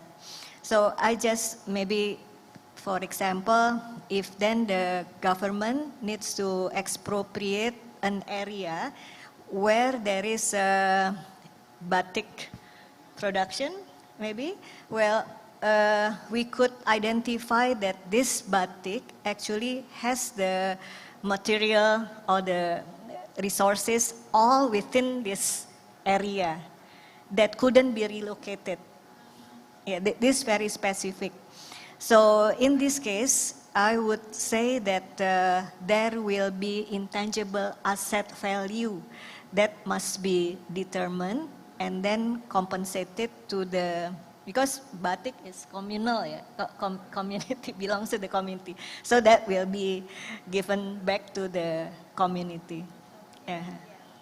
That's one of the case, yeah, the batik culture in Indonesia. And anybody want to add to the answer? Okay, we go to the next question. The last question is, land acquisition is often embedded in the project and land LA. I'm sorry? Low government? Local, I see, I'm sorry. Land acquisition is often embedded in the project and local organization arrangement is located under the project. What should we do to increase better coordination? Yeah, you want to answer that question? This is a problem that I see very often in Asian countries. Where decentralization is very often the case. Indonesia is one. I also saw the same problems challenging in Vietnam also, whereby our counterpart, for instance, with ministry at central level, but then actually land acquisition may be done by subnational governments.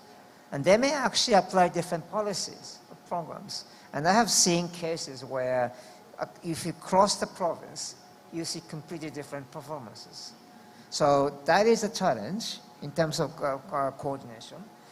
It's good to have a very standard approach, national level, rules, regulations, standards, that everybody has to apply.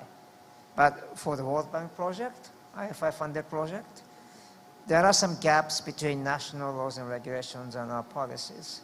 So that gap may be filled with a project-specific instrument. Then that creates problems because the local government may not be very familiar with these extra measures.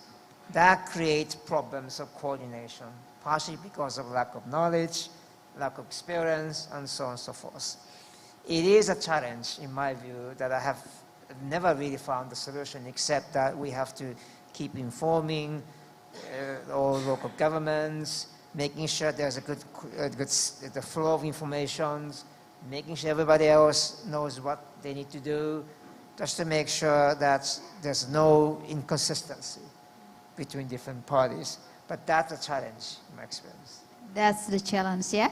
Yes, Mr. Nadarun? Yeah, I'd like to absolutely endorse what Satoshi's just said.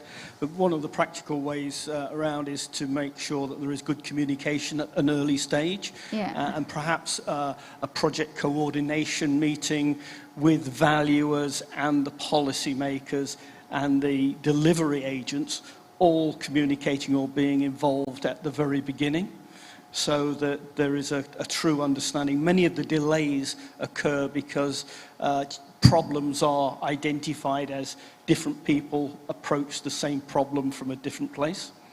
And having that coordination at the very beginning and having, as we would say in the UK, everybody on the same page at the very beginning, then you can start to tell the same story as you move through the project. So being able to understand the objectives from the very beginning and the problems which each party faces, and for them to be honest and open about those problems, then they can be solved. If they're quiet and they only come out 6-9 months after the project starts, they're much more difficult to deal with, because probably the budget won't meet the requirements. Yeah. Okay. Thank you for your answer. We still have another question. The last question is, land acquisition is often involving multi-agencies or institution. How to improve coordination to align land acquisition planning and implementation? That's one of the issue. Same question, same answer. Really. The only way is to make sure everybody understands. Yeah. I mean, I think it's very important at least to have one single framework of procedures that all agencies have to follow. And then comes down to the question of communication, making sure everybody understands what this framework really means. Yeah. But again, it's not easy. Yeah. Ibu Rengganis, would you like to answer based on Indonesian experience?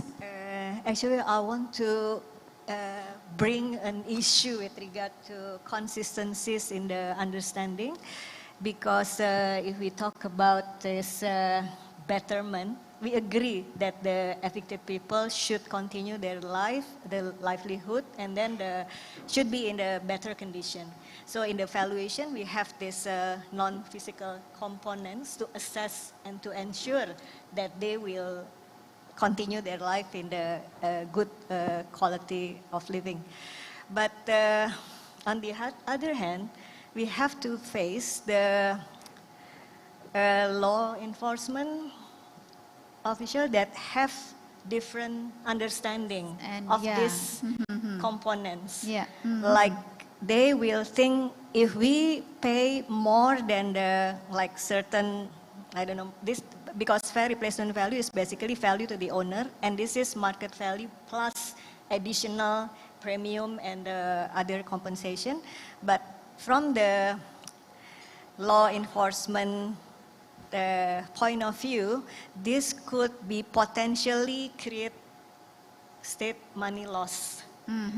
And this has potential to bring valuers to jail. So this is talking about consistencies. This is something that the National Land Agency, government should have same understanding and same mindset of how the compensation should be measured. Okay, thank you. Do you want to add the answer, Pak Nur? Ya, terkait dengan pertanyaan terakhir, saya kira dengan Undang-Undang Nomor 2 Tahun 2012 dan turunannya, itu pengadaan tanah di kita udah jauh lebih mapan ya, dibandingkan dulu sebelumnya. Sekarang rasanya proyek-proyek hampir tidak ada yang terlambat gara-gara pengadaan tanah dengan aturan yang terbaru. Hanya kalau mungkin mau diperbaiki menurut saya, kalau sekarang itu BPN masuknya di tengah. Waktu perencanaan awal itu di kementerian yang membutuhkan. Gitu ya, setelah mereka memutuskan baru di BPN terlibat. Nah, barangkali akan jauh lebih bagus tadi disarankan kalau coordination itu dari awal. Jadi kalau BPN sudah dilibatkan dari awal mungkin akan jauh lebih mulus. Itu barangkali. Saya ingin komentar Anda juga ini Pak, terkait dengan rencana ke depan ini kan kita mau ada land bank. Iya, untuk kemudian menyediakan tanah untuk pembangunan gitu ya. Satu bentuk inovasi baru begitu ya dari pemerintah. Menurut Anda bagaimana? Apakah ini ada catatan yang perlu diperhatikan terkait juga dengan fairness valuation dan juga untuk unregistered and customary land yang ada di sana? Ya kan ini program pemerintah yang sudah dicanangkan, kita mau ada land bank dan sudah diproses ya, sekarang sudah berjalan, terutama tanah-tanah yang mungkin selama ini terlantar, tanah-tanah yang kurang termanfaat dengan baik dan sebagainya ya. Ya kita tunggu aja supaya land bank ini bekerja gitu ya.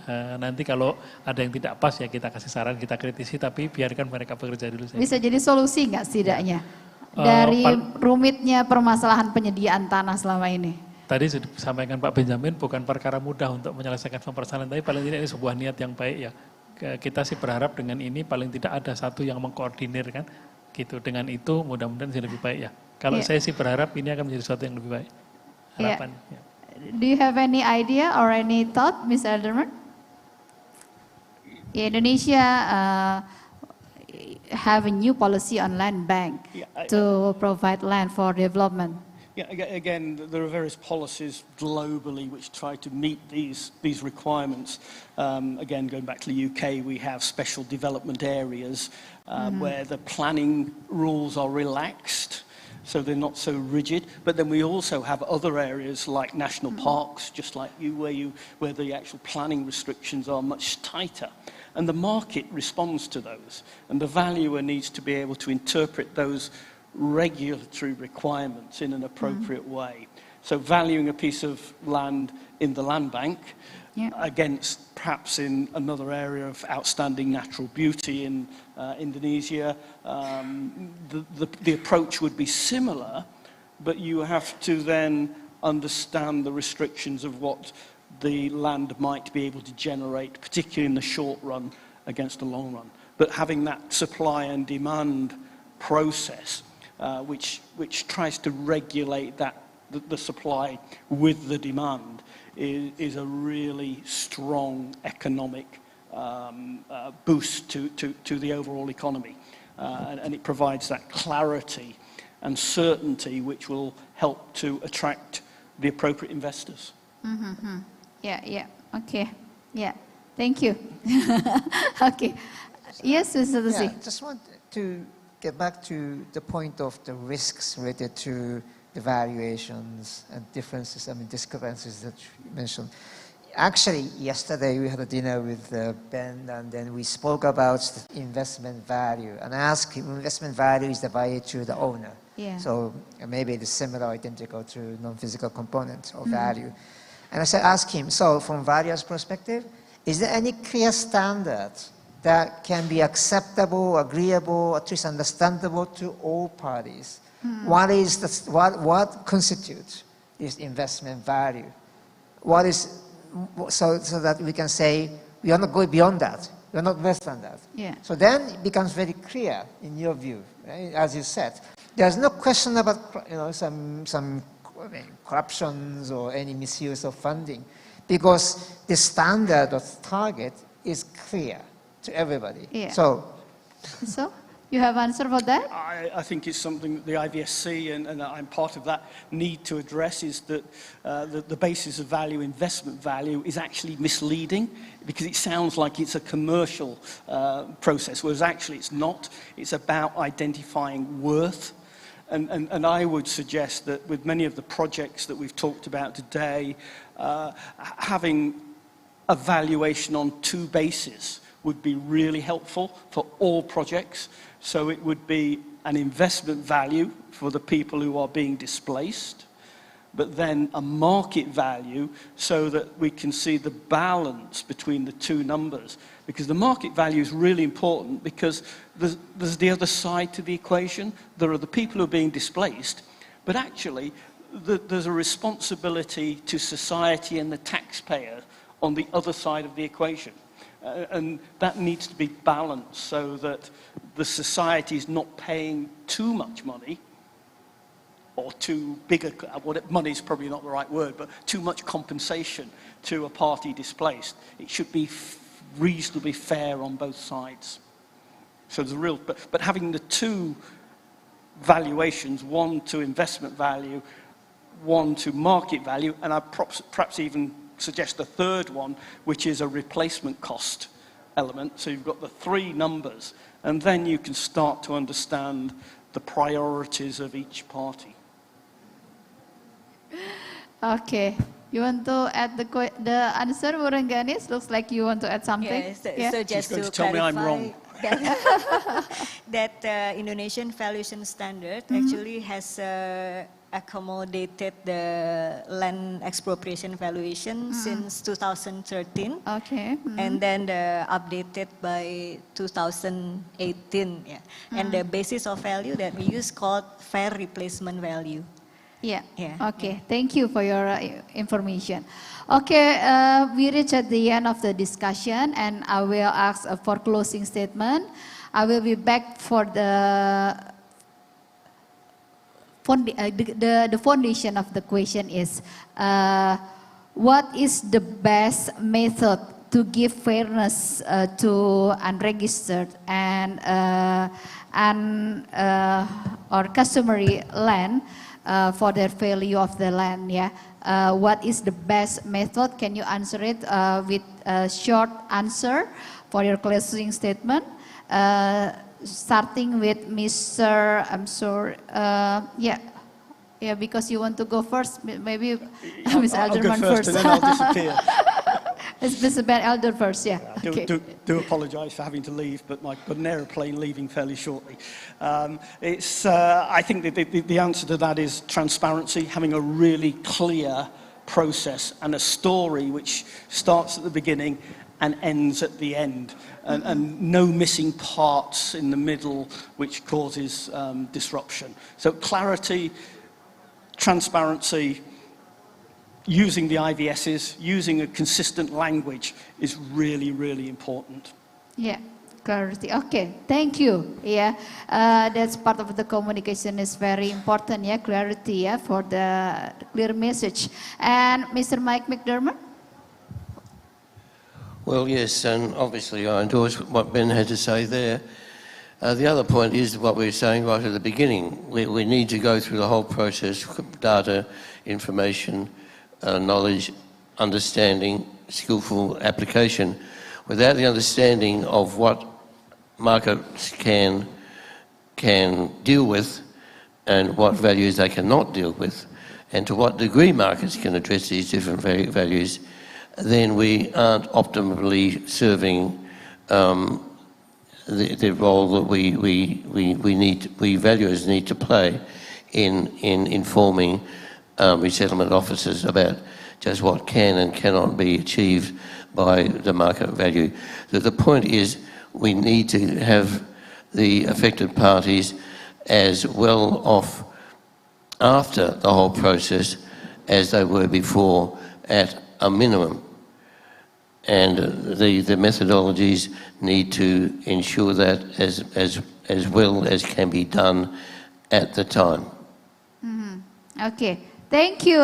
Let's give a big applause to Mr. Ben Elder before and Mr. Mike McDermott. Thank you. And how about you, Mr. Nur?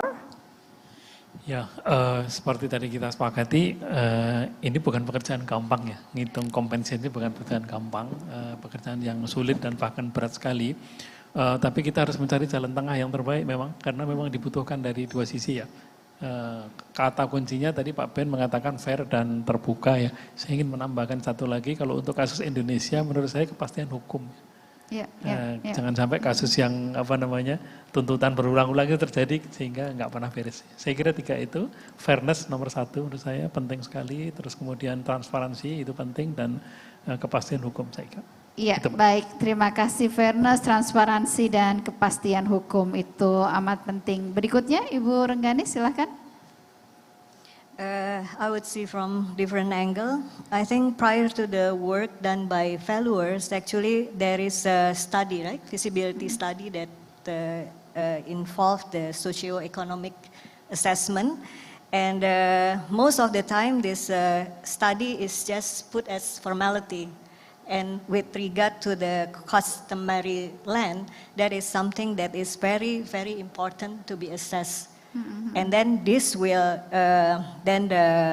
identify the factors that then in the valuation will be considered as a more like the physical components. But if we do not have a proper socio-economic or plus now the ESG study, then valuer will not have the tools to then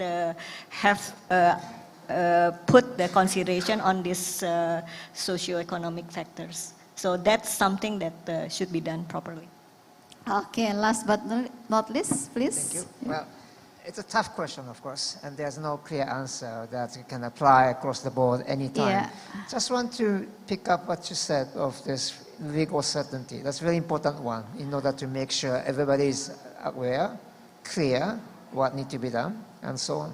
But at the same time, I would rather emphasize the certainty part rather than legal part. Because, for instance, the Jogja case, yes, people didn't have the legal rights, so they were not landless, legally speaking.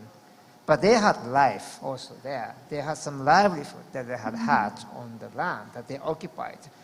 Then the question, for instance, some examples from Sri Lanka, Uganda, of some kind of approaches that is standardized as a way to make sure nobody really got impoverished to the extent that they become too poor.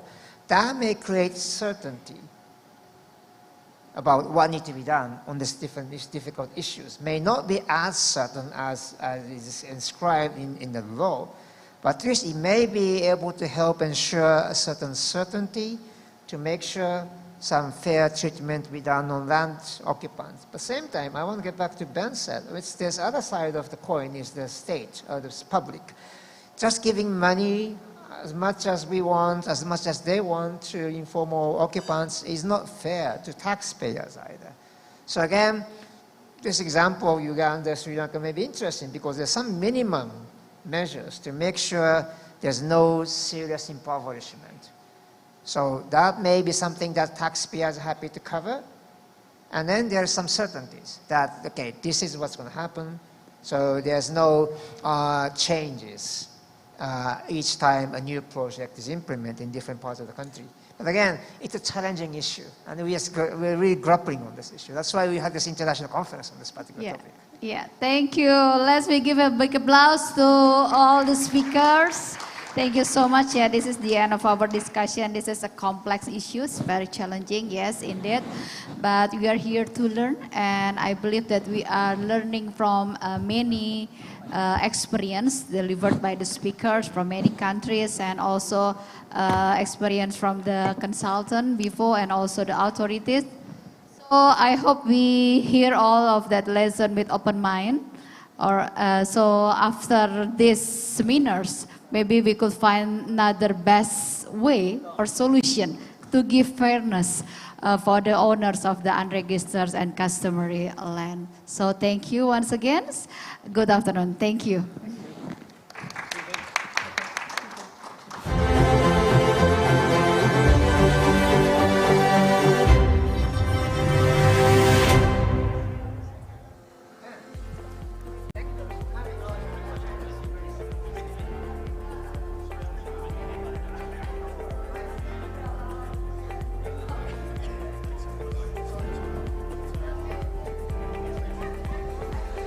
Thank you once again, all the speakers and moderator, for a remarkable and interesting, insightful discussion. And to Bapak Ben Elder, safe trip. Thank you for being here. Oke, Bapak Ibu sekalian, kami ingatkan apabila ingin mendownload materi yang ada pada conference hari ini, kami persilahkan untuk scanning barcode yang ada di layar Anda, ya, ada di layar Anda, yang tadi juga sudah terlihat di layar utama juga, ya. Silahkan di-scan. Atau kalau misalnya mendapatkan kendala, silahkan ke website werkudara.group/materi. Sekali lagi ke website werkudara.group/materi, atau bisa di-scan langsung di barcode yang telah tersedia. Kami juga mengingatkan, before we move to the next session, we'd like to remind you again, for all the participants who are interested to obtain e-certificate for participating in this conference, do not forget to input a token number in attendance form in your LMS account to be able to access your e-certificate. The token number 011222. Bapak Ibu yang ingin mendapatkan e-sertifikat, jangan lupa token numbernya adalah 011222. Langsung saja dimasukkan di daftar hadir pada akun LMS. Baik, sebentar lagi kita akan terhubung secara online dengan pembicara berikutnya. In a moment we will be connecting with our speakers for our next program, our next agenda, virtually.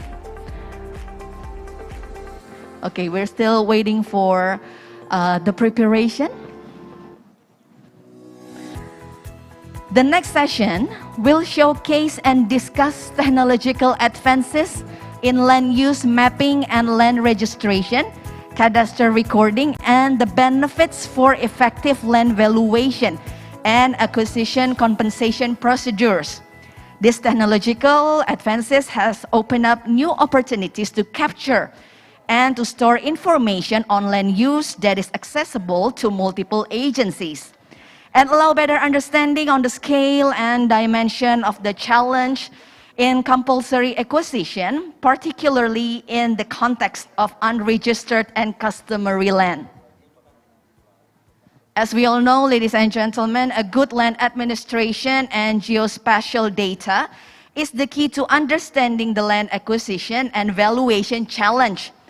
This session will be presented by RICS and supported by the UK Land Registry, Ordnance Survey GB, and ESRI with the title Adoption of Technology as an Option for Unpacking the Issues. We'll be presenting via online. We will have Anthony Back, Land Administration Specialist, Data Scientist and Concept Architect, and also will be joining us online, Frank Pichel, Land Information Specialist, and also Dave Stowe, Enterprise Architect at Ordnance Survey. Okay, are the speakers here? Are the speakers connected? Already connected? Okay.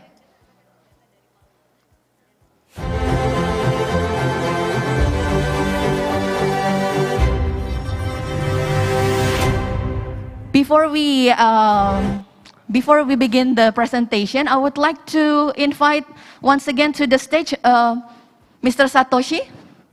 Mr. Satoshi to lead, to moderate the... Okay, you're here.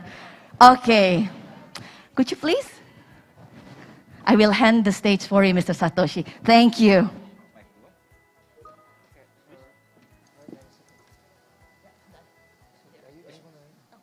You're going to moderate their presentation.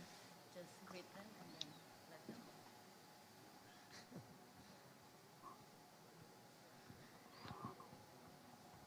Can I take my mask off? It's easier to talk.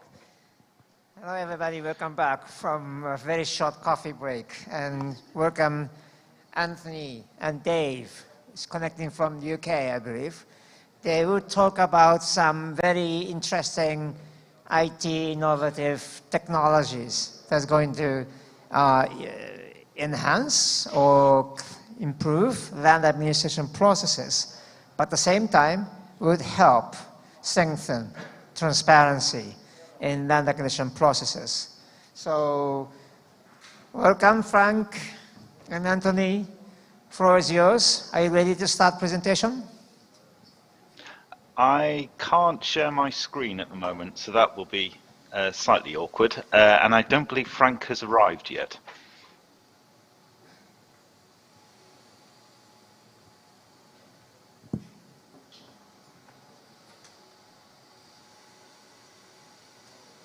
I can share my screen. There we go.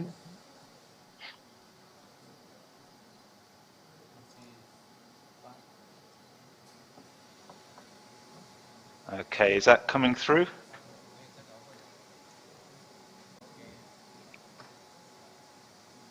I can see your slide, Ant. Can everybody see the slides there?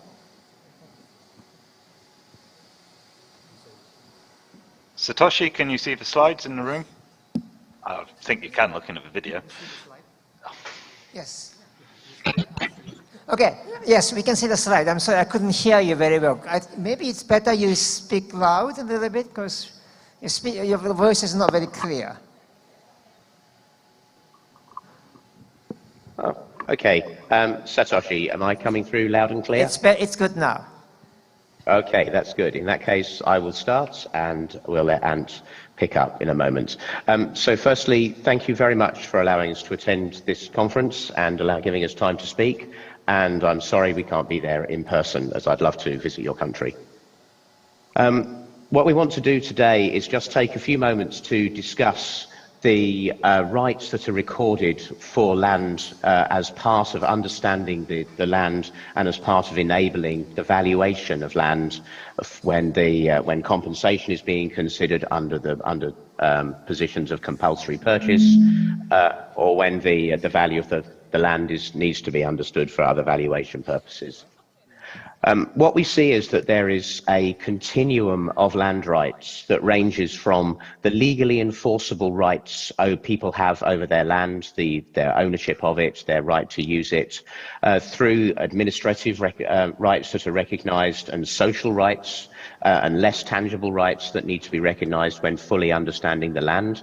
And during this short presentation, we're going to focus, to begin with, on the legal aspects of the land when it comes to registration. And we're going to consider what are the advantages, the advances in technology have provided us now with the, sorry, I'm getting a huge echo, so I'm just going to try and just adjust my headset slightly. That's better. What the advances in technology provide in terms of being able to register those rights. So if you just want to move on to the next slide, Ant. So we've seen a massive imperative for change that comes for traditional land authorities around the world, driven mainly by users' expectations that have been set by their interactions with platforms such as Facebook and Amazon, the amazing technology advances that have taken place in the last few years. We have seen the things that impact the way people engage with their land and engage with their governments in terms of the mega trends of urbanization and climate change. And of course, the governments themselves want to place new demands on their land authorities to make the land market better. So if you go on, Ant. Thank you. So there's been massive disruption in the technology space, both in terms of technologies related to surveying and the database technologies that are used to allow the rights that are registered with land to be recorded. And what we have seen in our engagement with land authorities around the world has been that as people transition from traditional paper systems, or when people are trying to put in place land registration for the first time, we see a natural evolution of the data models that people use throughout as they mature. So as people move from quite simple records of rights, often articulated on paper, through to more highly codified database models that allow better automation and an improved query, through to models that will be fit for the future as new needs come along. We see the land administration domain model as being a kind of a common model that can be applied across these, but the actual physical data models that reside in databases mature over time. There's been a tremendous rush to design the perfect data model for your country that can take account of all the kinds of rights that may ever be recorded, and then attempts to transform data that currently exists in either old databases or on paper to that perfect model. And this is a huge effort, and it also it makes the quality of original data is very difficult, is quite hard to unwind. And it results in a huge amount of effort and a long period of time passing prior to being able to go live with some new system relating to land administration. So what we'd propose is that rather than trying to move to this perfect data model immediately, that in order to gain value very early in the process, and in order to allow jurisdictions to move rapidly to a point where they have an effective registration of land in their country, is to in fact accept that the data model will evolve and start by doing the minimum transformation necessary in order to create some digital representation of the rights on the land, and then over time allow that model to be evolved incrementally as the technology enables it, allowing the move to a better codified model on a title by title basis, and over time to a point where you can eventually retire the original system and move to the point where you have a much better model available to you. Okay. Taking this kind of approach of a deliberately allowing evolution of the data model allows you to take advantage of having a digital rights registration system with minimal data transformation early in the process, and allows you to get to a point where you have a digital system, even if many of the rights are still articulated in paper scans, and then move to a position where you can refine that model over time and move to new models, but do it on a title by title basis, not trying to do an en masse transformation. I'm going to hand over to Ant for the next part of this. Thank you very much, Dave. I'm going to start to unpack some of the things about a land register. And essentially, no matter what model you use, a land register represents a structured index in which different bits of data can be linked and shared and exposed in different ways. But land registers themselves are part of a land administration ecosystem. So the data can be indexed alongside other data, and its data can be formal, i.e. accurate, assured and authentic, and held, for example, by other government agencies, or it could be informal. This is increasingly digital and increasingly open, so we think this open linked realm of data. And so within this environment, ownership data can be linked with formal and informal data representing tangible and intangible attributes. And this allows policymakers and reusers to start to derive new products to aid their own processes and work patterns.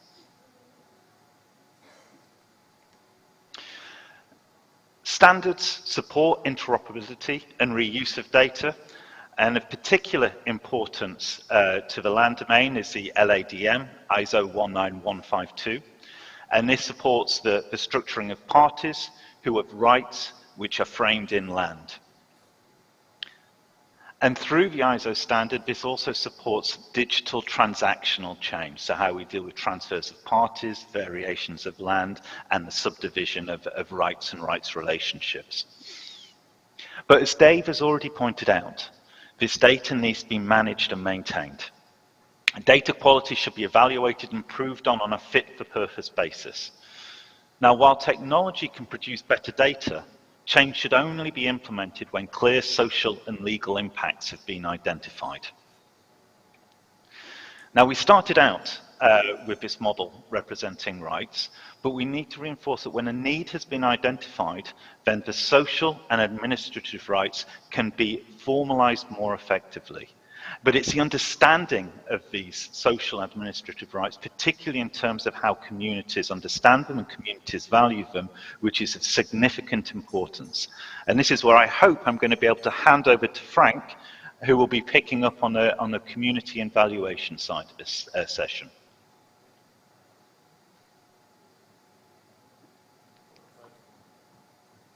Hello, Frank, are you here?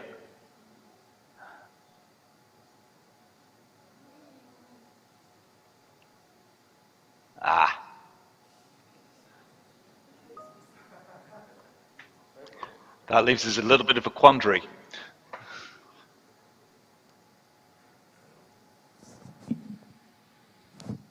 Satoshi, have you been able to get in contact with Frank? Frank may not be online, so he may be disconnected or dropped. Are you able to continue?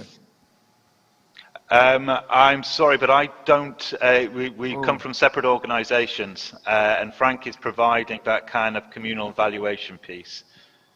Our element has very much been focused on the issues of technology change and how land registers can operate within that ecosystem, and so the sharing of data between formal agencies. But we can carry on in terms of any issues that the room might have on those topics. That's okay, probably. Just we can continue if Frank is not available. Just having seen your IT solutions and designs, two things come up my mind, because I tried to develop some digital database linked to an app for use on the land acquisition processes, so that whoever go to project sites for data collection, participate in surveys, are able to enter data immediately into the app that have been connected to the main system. The two challenges I faced, one, how to make sure any changes are reflected in the system. you know, developing a database or system is easy. Well, not going to easy, but in a way it's relatively easier than maintaining that. So when it comes to database, very important to have garbage in, garbage out, making sure valuable data keep updated up to the changing reality on the ground. How do you make sure your system is adaptive to changing reality on the ground? That's my first question. Second question is privacy, data privacy. That the more data we can centralize and digitize and stored in the government systems, including some things related to property rights or social values even. There's a question of data privacy. How would you address this question of data privacy? That's my second question. Are you able to handle this? Let me address your first question regarding maintenance of the database. What we have found is that I guess there are two aspects to this, and the first aspect is that having recorded what the reality on the ground is like, both spatially and legally, you must have in place an appropriate process to allow people to transact on their land against the system and record the results of that transaction in the system to create new versions of the title that's been recorded against the property. That is mostly an administrative problem. From a technology perspective, creating controlled change around the data in the database is a well understood problem technically, but putting in place the right legal and administrative process to ensure that people always transact using the land authority rather than in whatever their traditional process may have been is probably the biggest piece of social change required. And do you want to just pick up on that from a legal perspective? Yeah, I think my point to add on to that one is it's not just about that registration of rights, it's also ensuring that there is a place within the register to pose disputes and challenges to the register, and that these are handled in a transparent basis. Because the whole point of a register is that it represents social credibility, and that people need to believe that the register is a true reflection of the social expectations. And if people have a problem with that register, then they should be able to challenge it, and it should be addressed in a way which it reflects the social norms.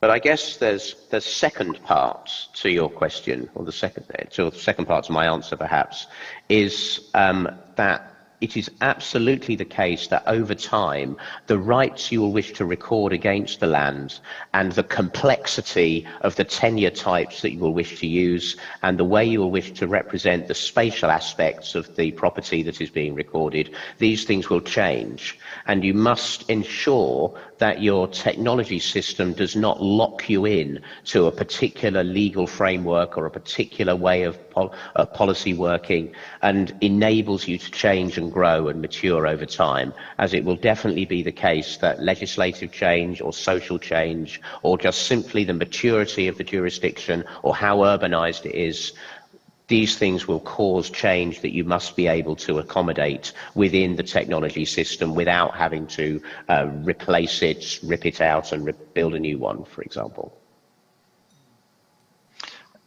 I'd also like to pick up on Satoshi's second point in terms of data privacy. Data privacy is a huge issue, particularly when we start to talk about linking data into the kind of land administration ecosystem that I was presenting a few moments ago. And this is broadly being addressed by legislative processes. You have the General Data Protection regulations throughout Europe, GDPR, and there is what's the best way to describe this?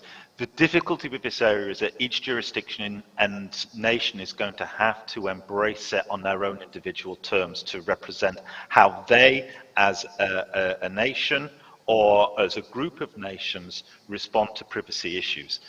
The danger from a data point of view is how you can start to use inferencing techniques to fingerprint individuals even when you start to obfuscate the data. So you hide names or you just use identifiers. But you can very easily start to identify personal details by just saying, I have your address and your hair color, I know who your parents might be, and therefore I can identify the exact individual, and I can start to I can then start to infer other relationships through to other databases. So these are something that needs to be understood and I think mitigated at that data linking point. And this is emerging technology. These are things where the legal systems have yet to catch up with the state of the technological architecture. Yeah, thanks. If I may, let me challenge you, because when it comes to data privacy, it comes down quite a lot on the confidence that people have in the system. And that confidence doesn't come only from the technology perspective. It's the way how the technology is put to use. And then any leakage that may happen are appropriately addressed. How do you make sure such more institutional system, legal, institutional, administrative, put in place to make sure and support this technological development in terms of protecting data privacy? I think in many respects this comes down to having solid governance within your organization and taking data privacy seriously. I think some of the accords that are held within things like GDPR are that when you're collecting data, you are only allowed to use it within prescribed circumstances within your business operation, and you cannot reuse it for any purpose outside of that remit. And I think that's a good starting position.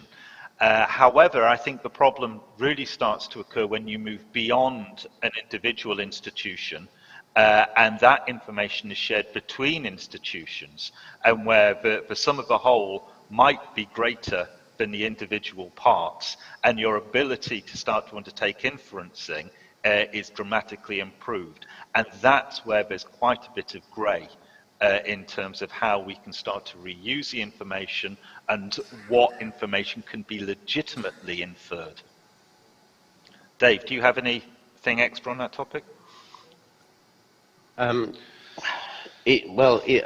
this is, I mean, though there are many, of course, technical solutions to securing the system against inappropriate access, in the end, the real problem is absolutely a legislative and governance problem that people are it's very easy to bribe people to reveal data in the system that they're not supposed to do. It is often possible to, as Ant has said, to determine personal information about a person by analysis of data that is available. And these are difficult problems for all governments to try and solve. What is the case is that with things like the General Data Protection regulation, the GDPR regulation across Britain and Europe, is that the penalties for revealing data are huge and hugely damaging to an organisation if they were to be prosecuted under the legislation. And this has led to organisations being quite rigorous about ensuring staff are well trained and well versed and fully understand the implications of inadvertently revealing personal information about their customers. But it is without doubt a very difficult area, and it is absolutely not a technology problem. It is absolutely a governance problem. Thanks.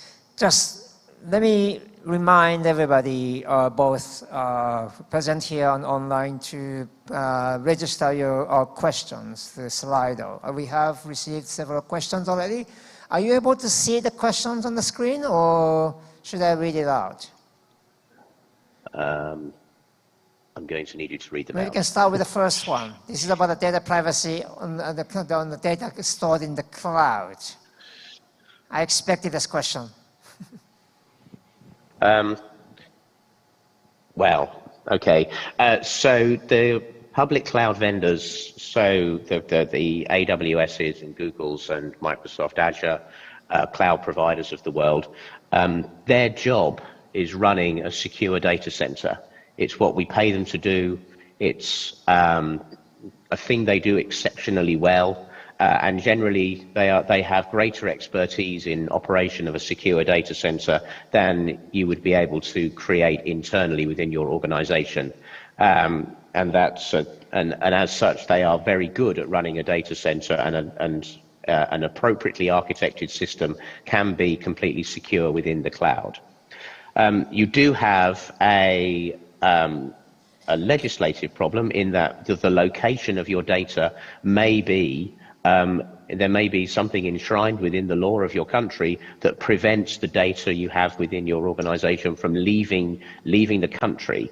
And this is not uncommon at all. It's very common that, particularly within a land authority, the law will say that the register must reside inside the country, and therefore you will need to identify a suitable cloud provider that has some presence within your jurisdiction. The alternative, of course, is to not use one of the public cloud providers, but to use another provider.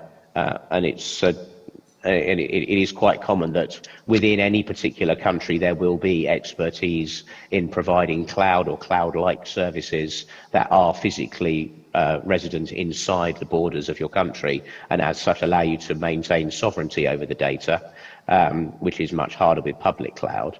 However, I suspect that over time, as we see the use of the public cloud becoming steadily more and more popular, that we will see much more private data going in there as people recognise that there simply isn't really a security issue with that data, assuming your system is appropriately architected. And I have to say, it is easy to make a system that is insecure in the cloud, and making it secure is definitely a skill that you need to consider quite explicitly. Interesting. I think the only thing I would add to that is issue of safe harboring, in that the cloud isn't just one legal environment. It is made up of different jurisdictions within which different agencies can call on the data if it is stored in their area. So, for example, the EU, if it's using some services, can just mandate that it is stored on EU-based environment, so that data cannot be legally accessed by a third-party jurisdiction. And so, as much as you may have you want to have a private cloud for an individual nation, different geographic areas can set up their own safe harboring schemes. Thanks, interesting. One more question. How does your IT-based system capture the multiplicity or data or reality on the ground? I mean, for instance, social values, for instance. That may take multiple forms, whereas your data system may only have to have a limited number of data fields. But then the actual number of data that need to be collected and the form in which this data, the values take, may be many, a lot more than what the data field can capture. Yeah, I mean, absolutely. I think this is where you're seeing the tension between the formal and the informal, and the fact that starting to understand how to produce metrics around which you might start to put valuation indices is hard.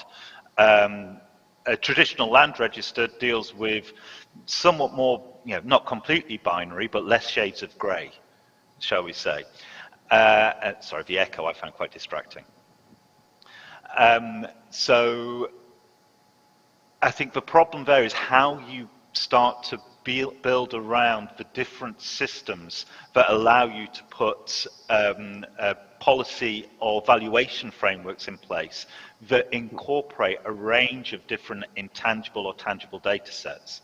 And so it's that kind of that policy or valuation methodology which is itself transparent and understood, and then can be applied against information that is more formally registered in the land register, for example. Okay, I'm going to take a technology slant to that question, as the words fields in a database we used. The main thing that we have observed when looking at the way databases need to be structured in order to successfully capture the wide variety of complexity in what is the reality on the ground, is the main thing we have observed is that you should not tie yourself to a fixed model for the data that is defined upfront and is then fixed forever. As that approach will absolutely result in you discovering that there is something you wanted to record about the land that is now hard to record because there isn't a field in the database to put it in. The approach that we have taken with this is that we have adopted a schemaless NoSQL database, and we've been using the ability to define the schema in a quite arbitrary way, and then allowing that schema for the database to be evolved over time to create new versions of the schema, and allowing data that was recorded in an earlier version to be migrated up to a later version of that schema when it becomes a point in time that there is some reality of rights or the spatial aspects of the land that need to be recorded that could not be accommodated within the old schema. And this approach we feel will be successful in enabling you to avoid this problem of fixing a data model and then discovering it does not accommodate something that you wish to record about the land. Whether that thing that you wish to record about the land is a formal, legally enforceable right, or is some intangible social aspect that you wish to record for the purposes of understanding the land more fully. Thank you. This, I think, is the last question. Actually, it's related to what you have just said. In the context where data remains an issue because of incomplete, outdated data, including on social data, social values, how do you see the use of basis data for informing land acquisition processes? How much, because this conference is primarily about land acquisition processes, and how you think your digital system help enhancing transparency, but also in improving efficiency in land acquisition processes? Part of this is related to the management and maintenance issue of your data. And I think, as we described in the presentation, that should really be addressed on a fit-for-purpose basis, not led by the technology itself, but by the impact of data improvements in terms of outcomes. So, if you're looking for a better valuation model, then you look at ways in which you can improve data incrementally that leads into that valuation process. I think also as a somewhat of a bit of an extra point against the kind of the database element, this to me is where the ecosystem is quite important, because within that ecosystem, you are finding a whole range of new attributes which you can link through to your ownership data. And so it doesn't necessarily become a problem for the land register, it becomes a problem for the whole land administration community through joined up and linked data in that ecosystem. And so there is a certain element of ensuring that we have reform within that community so that we can start to share data more effectively, and that it is maintained and refreshed at a level which is fit for the purposes that people want to use it for. And so that requires a lot of communication, a lot of coordination, and potentially reform across the sector. I guess also it's worth picking up that data is of poor quality. It is unavoidable that you will have data within your system, within the data you have collected, that is not correct. It is incorrect. It is, as the question says, incomplete. It is outdated. It is simply wrong. And it is critical that within the systems you have that you mark the quality, that you assess the quality of the data, and you mark the quality of the data and you use that data appropriately, understanding the quality of it as part of the processing that you carry out on the data. It's a fool's errand to try and make all the data that you collect absolutely perfect, and you would be much better spending your time creating mechanisms to deal with poor data rather than try to eliminate it. It is certainly the case that you should also consider the different uses of the data.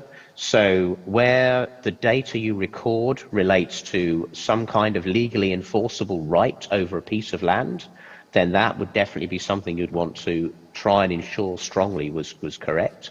Where the data is informative and supports some process where you are averaging out across a piece of land, then in that case you can accept lower quality data and simply ensure that your statistical processes that you apply to it know the quality of the data and allow you to eliminate error on a kind of on a generalizing basis. But trying to make all the data perfect is impossible. Thank you very much. Thank you very much, Anthony and Dave. Clearly, there's a lot of technological improvements that we have to learn, and I think it's going to continue to evolve, so we need to keep our eyes on you guys, how you're going to develop the technologies and how we can use this technology in our own business, everyday business. So thank you very much. Mr. Anthony Beck and David Stowe from Ordnance Survey. Thank you very much. Thank you. Thank you. Thank you.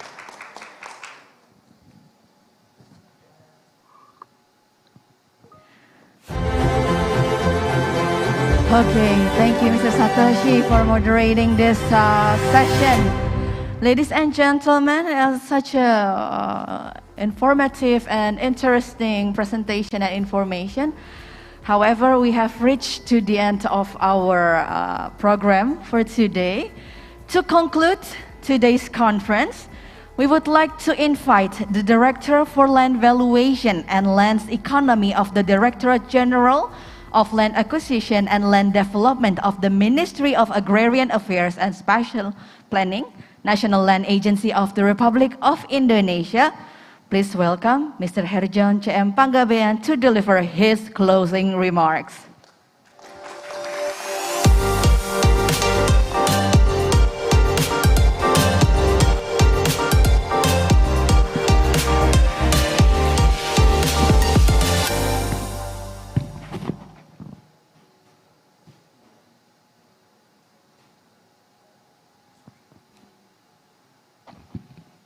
Assalamualaikum warahmatullahi wabarakatuh. Selamat sore dan salam sejahtera bagi kita semua. Om Swastiastu, Namo Buddhaya, salam kebajikan. Yang terhormat Operation Manager for the World Bank in Indonesia and Timor Leste. Yang terhormat Asia Director for International Valuation Standard Council. Yang terhormat Bapak Sekjen, mungkin hadir secara virtual, Bapak Irjen, Bapak Dirjen Pengendalian dan Penertiban Tanah dan Ruang, para staf ahli menteri, dan para pejabat tinggi madya di lingkungan Kementerian ATR BPN. Yang saya hormati para pembicara, panelis konferensi, moderator, Ibu Prita mungkin sudah pulang. Yang saya hormati Bapak Ibu dari Badan Pelaksana Bank Tanah, pejabat tinggi Pratama, dan para kepala kantor wilayah BPN Provinsi seluruh Indonesia yang hadir secara virtual, para kepala bidang pengadaan tanah dan pengembangan pertanahan, pejabat tinggi Pratama, para kepala kantor seluruh Indonesia. Yang saya hormati perwakilan dari Kemenko Perekonomian, Kementerian PPN Bappenas, Kemenkeu, Kemendagri, PUPR, KLHK, KSP, Elman, perwakilan dari Timor Leste, Badan Usaha, Asosiasi Profesi MAPI.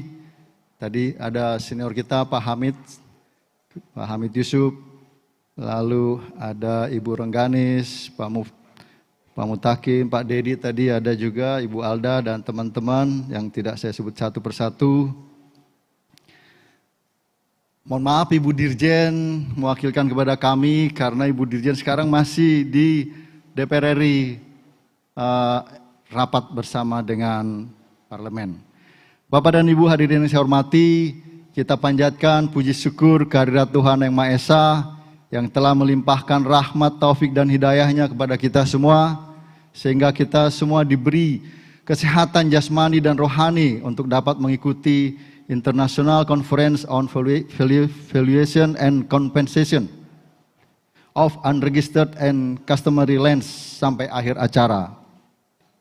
Bapak Ibu hadirin yang saya hormati, pada kesempatan yang berbahagia ini izinkan kami menyampaikan rangkuman penyelenggaraan International Conference on Valuation and Compensation of Unregistered and Customary Lands sebagai berikut. Yang pertama, konferensi telah dilaksanakan secara hybrid selama 1 hari full, dihadiri secara offline 115 orang, by Zoom 702 orang, YouTube 236 orang, dan juga lewat live Facebook. 2. Kegiatan dilaksanakan antara lain sambutan dari Bapak Nicholas Konialidis selaku Asia Director for International Valuation Standard Council, Ibu Bolorma Amgabazar selaku Operation Manager for the World Bank in Indonesia and Timor Leste, dan pembukaan acara oleh Ibu Embun Sari, Dirjen Pengadaan Tanah dan Pengembangan Pertanahan, mewakili Bapak Menteri Kementerian ATR BPN. Pemaparan narasumber dari Indonesia oleh tenaga ahli Menteri ATR BPN tentang studi kasus tanah tidak terdaftar dan tanah adat ulayat di Indonesia dan Masyarakat Penilai Publik Indonesia MAPI tentang penilaian tanah tidak terdaftar dan tanah adat tanah ulayat di Indonesia. Pemaparan tentang penilaian tanah tidak terdaftar dan tanah adat ulayat dari Institution of Surveyors of Uganda, studi di Uganda, Asian Development Bank, studi kasus di Nepal, dan World Bank, studi di Sri Lanka. Diskusi panel interaktif pembelajaran dari studi kasus yang dipaparkan narasumber terkait keberhasilan dan tantangan dalam penilaian dan kompensasi tanah tidak terdaftar dan tanah adat tanah ulayat. Fokus diskusi meliputi ketersediaan data, risiko, betterment, social value, dan intangible asset. Pengadaan tanah tidak terregistrasi dan tanah adat adalah isu yang sangat kompleks. Peran dan kolaborasi berbagai ahli untuk memahami keadaan di lapangan menjadi sangat penting, termasuk untuk memahami kondisi sosial, ekonomi, dan histori budaya dari masyarakat dan tanah yang diperlukan untuk pembangunan tersebut.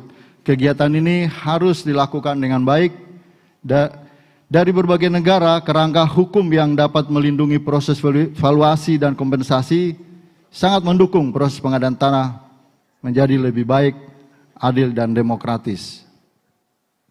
Koordinasi di antara kelembagaan terkait dan juga di dalam pengampu atau pihak yang membutuhkan tanah menjadi sangat penting untuk memastikan adanya integrasi antara perencanaan dan pelaksanaan rencana pengadaan tanah. Diskusi dipandu oleh moderator profesional dengan panelis dari perwakilan Kementerian ATR BPN, World Bank, MAPI, Royal Institution of Chartered Surveyors, dan konsultan internasional tentang penilaian dan kebijakan pertanahan. Demo dari Royal Institution of Chartered Surveyors, adaptasi teknologi terkini dalam pemetaan dan pendaftaran tanah guna mengurai tantangan penilaian dan pengadaan tanah. Resume konferensi hari ini adalah sebagai berikut. 1.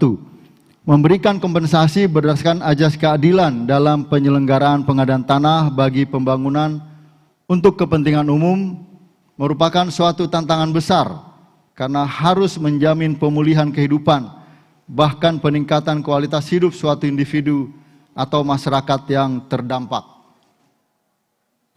Yang kedua, pembayaran kompensasi sebaiknya dipertimbangkan aspek sosioekonomi tidak hanya menilai dari segi infrastruktur fisik tanah dan yang menempel di atasnya saja, namun harus mempertimbangkan aspek sosialnya. Yang ketiga, dibutuhkan komitmen seluruh aspek stakeholder agar hak-hak masyarakat adat dapat diakui. Untuk itu dibutuhkan adanya komunikasi antara para ahli, pemerintah, pemangku kebijakan, dan masyarakat. Bapak Ibu yang saya hormati, selanjutnya kami ucapkan terima kasih pada Bapak Ibu narasumber, panelis, moderator, peserta, dan rekan-rekan dari Bank Dunia dan Kementerian Atr BPN yang telah mengikuti dan menyelenggarakan acara ini. Semoga konferensi hari ini dapat memberikan pembelajaran yang dapat meningkatkan pemahaman kita semua dalam upaya untuk mewujudkan pengadaan tanah bagi kepentingan umum yang lebih adil bagi semua pihak. Demikian hal-hal yang dapat kami sampaikan, dan secara resmi konferensi ini kita tutup. Terima kasih. Wassalamualaikum warahmatullahi wabarakatuh. Shalom. Om Santi Santi Santi Om. Thank you very much for all participants. See you on next occasion. Thank you.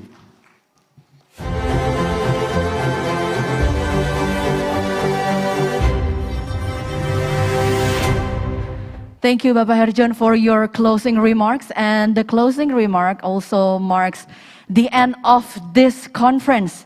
Ladies and gentlemen, I need to remind you, you can download all the materials by scanning the barcode shown on your screen, or simply go to werkudara.group/materi through your browsers. And also we'd like to, on behalf of the organizers and the partners of the policy event, we would like to express our gratitude for all the speakers and the moderators and also the participants of today's conference. We appreciate your contribution and time for sharing the knowledge and experiences with us during the session.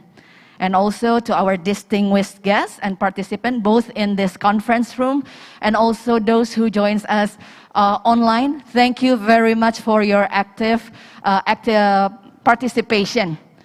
Once again, we'd like to remind for the e-certification, final check-in is now.